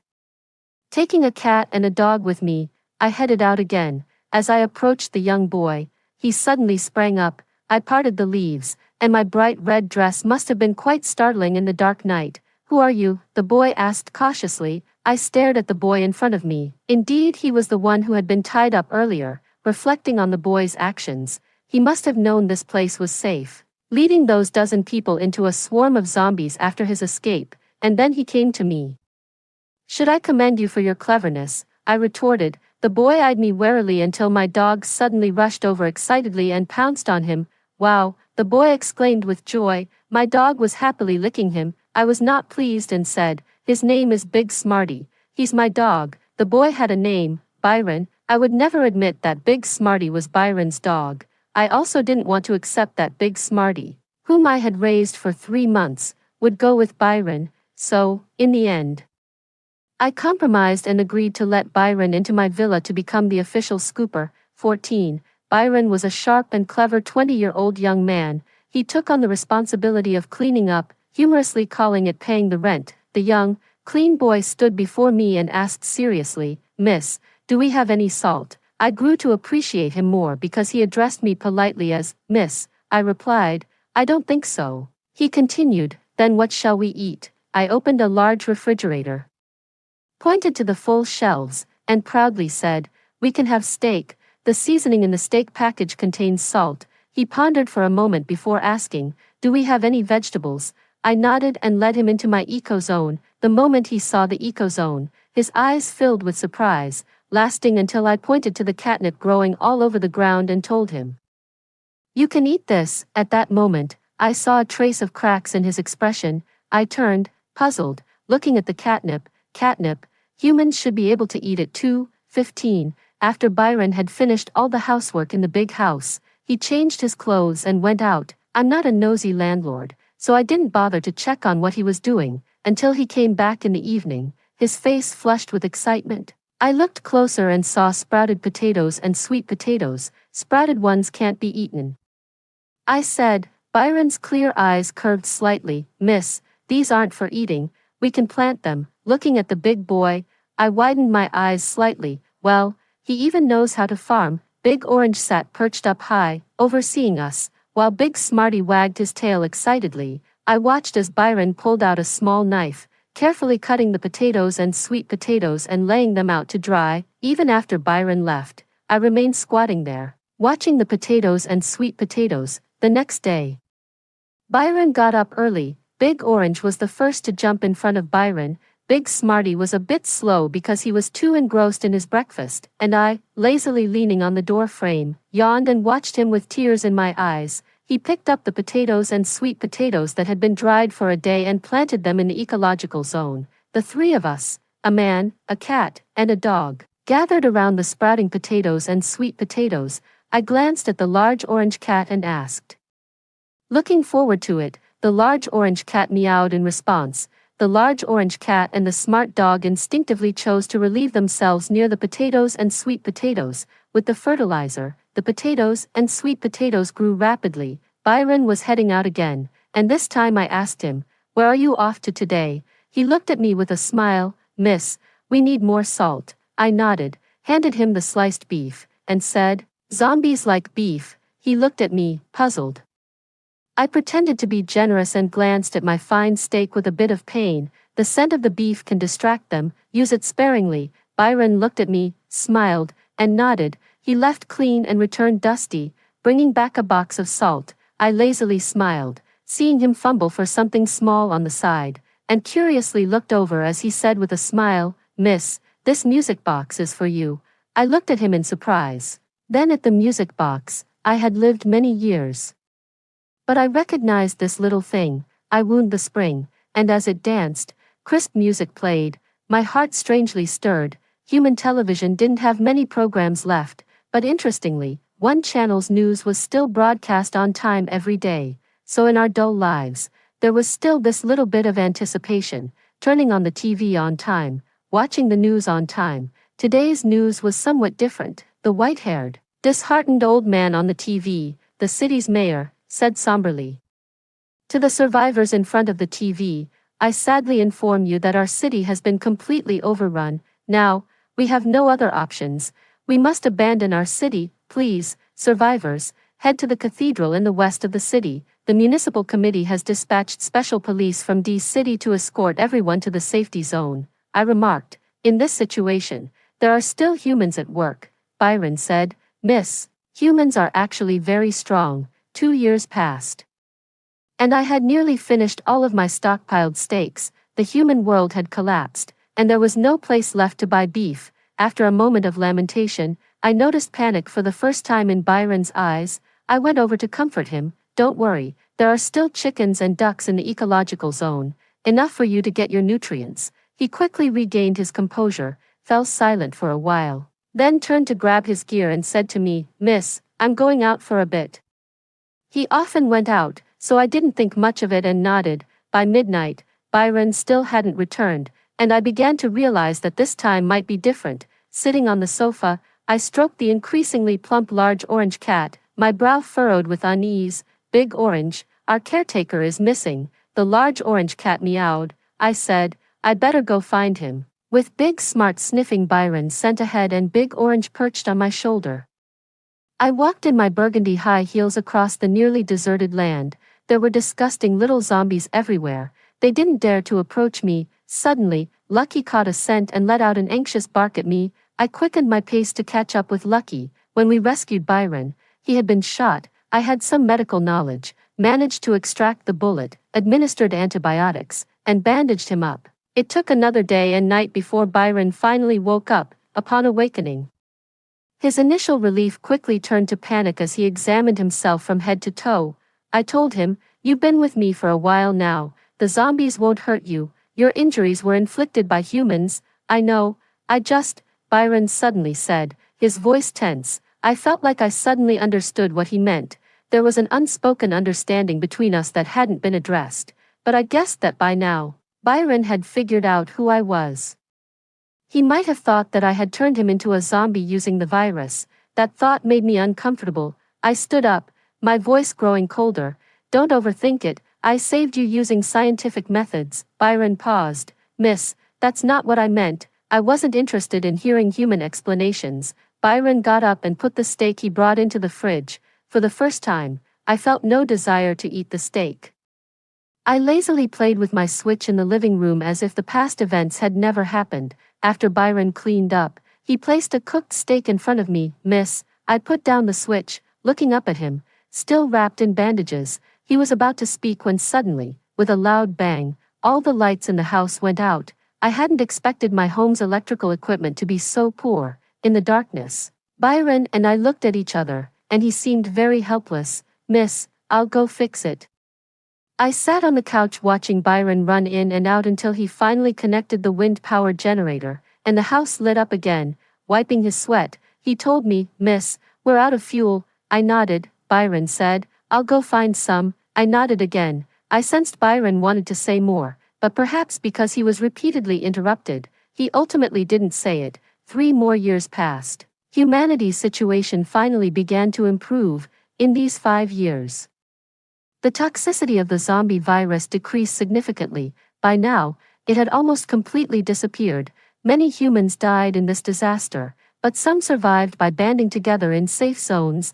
I observed the land where the soil itself broke down the zombie toxins into fertilizer. The leaves absorbed the toxins from the air, converting them into oxygen. The vegetation and soil filtered everything, restoring the earth to its healthiest state.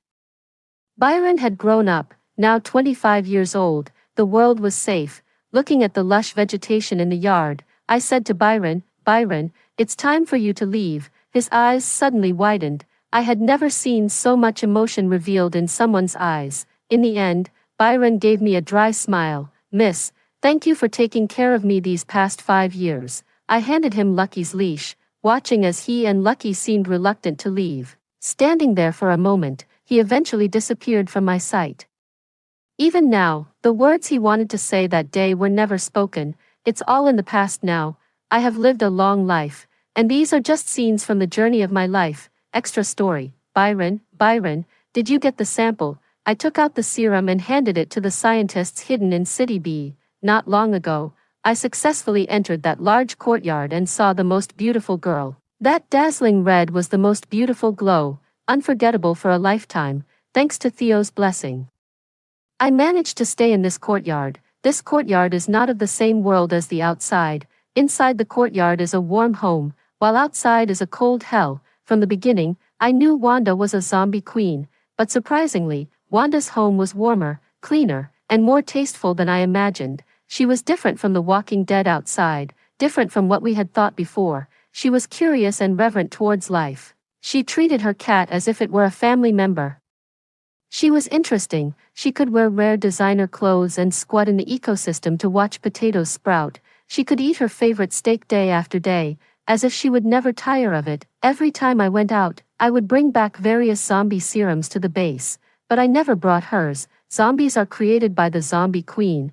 We need the queen's serum to overcome this disaster. I coolly responded to them, "If you're capable, go get it yourself, Byron." We sacrificed an entire squad to gain her trust and place you by her side. Now only you can get close to her. Don't be foolish. I turned away coldly. How could I let her know that even our first meeting was a calculation by humans? Finally, my passive resistance caused the base to lose patience, and they planned to send a squad back with me to Wanda's home. I was very anxious. Even more anxious because the steaks at home were running out. And I couldn't see her happy expression while eating steak anymore. I remembered there was a cattle pen in the safe zone of City D, and our base had applied for a batch of fresh steaks. I thought, I needed to get my hands on those steaks. I returned to the base and packed all the steaks I could into my backpack. Just as I finished, the squad arranged by the base to intercept Wanda met up with me, sitting in the car on the way back, listening to their plans against Wanda. I involuntarily recalled Wanda applying lipstick and nail polish, elegantly walking in the ecosystem. My feelings were indescribably complex, a mix of pain and warmth. One of the squad members said, "You know, this zombie queen is really beautiful, Byron. Just tell us, have you fallen for that zombie queen? Seeing how beautiful she is, it's no wonder you can't resist her. Once we get the serum, let's take turns enjoying it." Ha ha ha. The harsh laughter echoed in my ears. In that moment, I almost lost my sanity. When I came to my senses, they had turned into zombies, and I had several holes in my body. Blood flowed more and more. My body grew colder, and I collapsed to the ground. My head ached. I clenched my teeth in discomfort. I want to go home. I haven't brought the steak home yet. When I woke up, I was greeted by the familiar cleanliness and brightness around me. My heart sank the moment I saw Wanda. Am I still alive? I thought I wouldn't make it. I immediately started checking my body. However, at that moment, Wanda's expression turned cold and distant. She stood up and said coolly, "No need to check. I saved you using scientific methods." I sensed the chill in her tone and suddenly understood what she meant. "No, that's not me." I knew she was the queen of the zombies, but I also knew she wouldn't create zombies. I didn't question her. But at that moment, I suddenly remembered why I had approached her in the first place. I didn't know how to explain it. Facing the spotless Wanda, I suddenly felt inferior. The next morning, I noticed a small vial of zombie plasma on my bedside table. She didn't say anything, but I knew she had brought it. I took the plasma to the base, said nothing, and turned around to leave the base for the last time. I never returned there again. Human research has made breakthroughs, and the zombie virus is gradually weakening. The toxins in the air and environment seem to be diluting, and the forest is slowly regaining its vitality. It turns out, in addition to humans, some animals have also survived. Life is resurrecting, but my heart is becoming increasingly uneasy. Finally, on the day the city was safe enough, Wanda suddenly said to me, "Byron, it's time for you to leave." I actually didn't want to leave. She is noble but lonely, and she doesn't understand human love. She doesn't understand that I like her. Suppressing the pain in my heart, I stood straight, gazing at her intently, and managed a faint smile as usual. "Miss, thank you for these 5 years of care.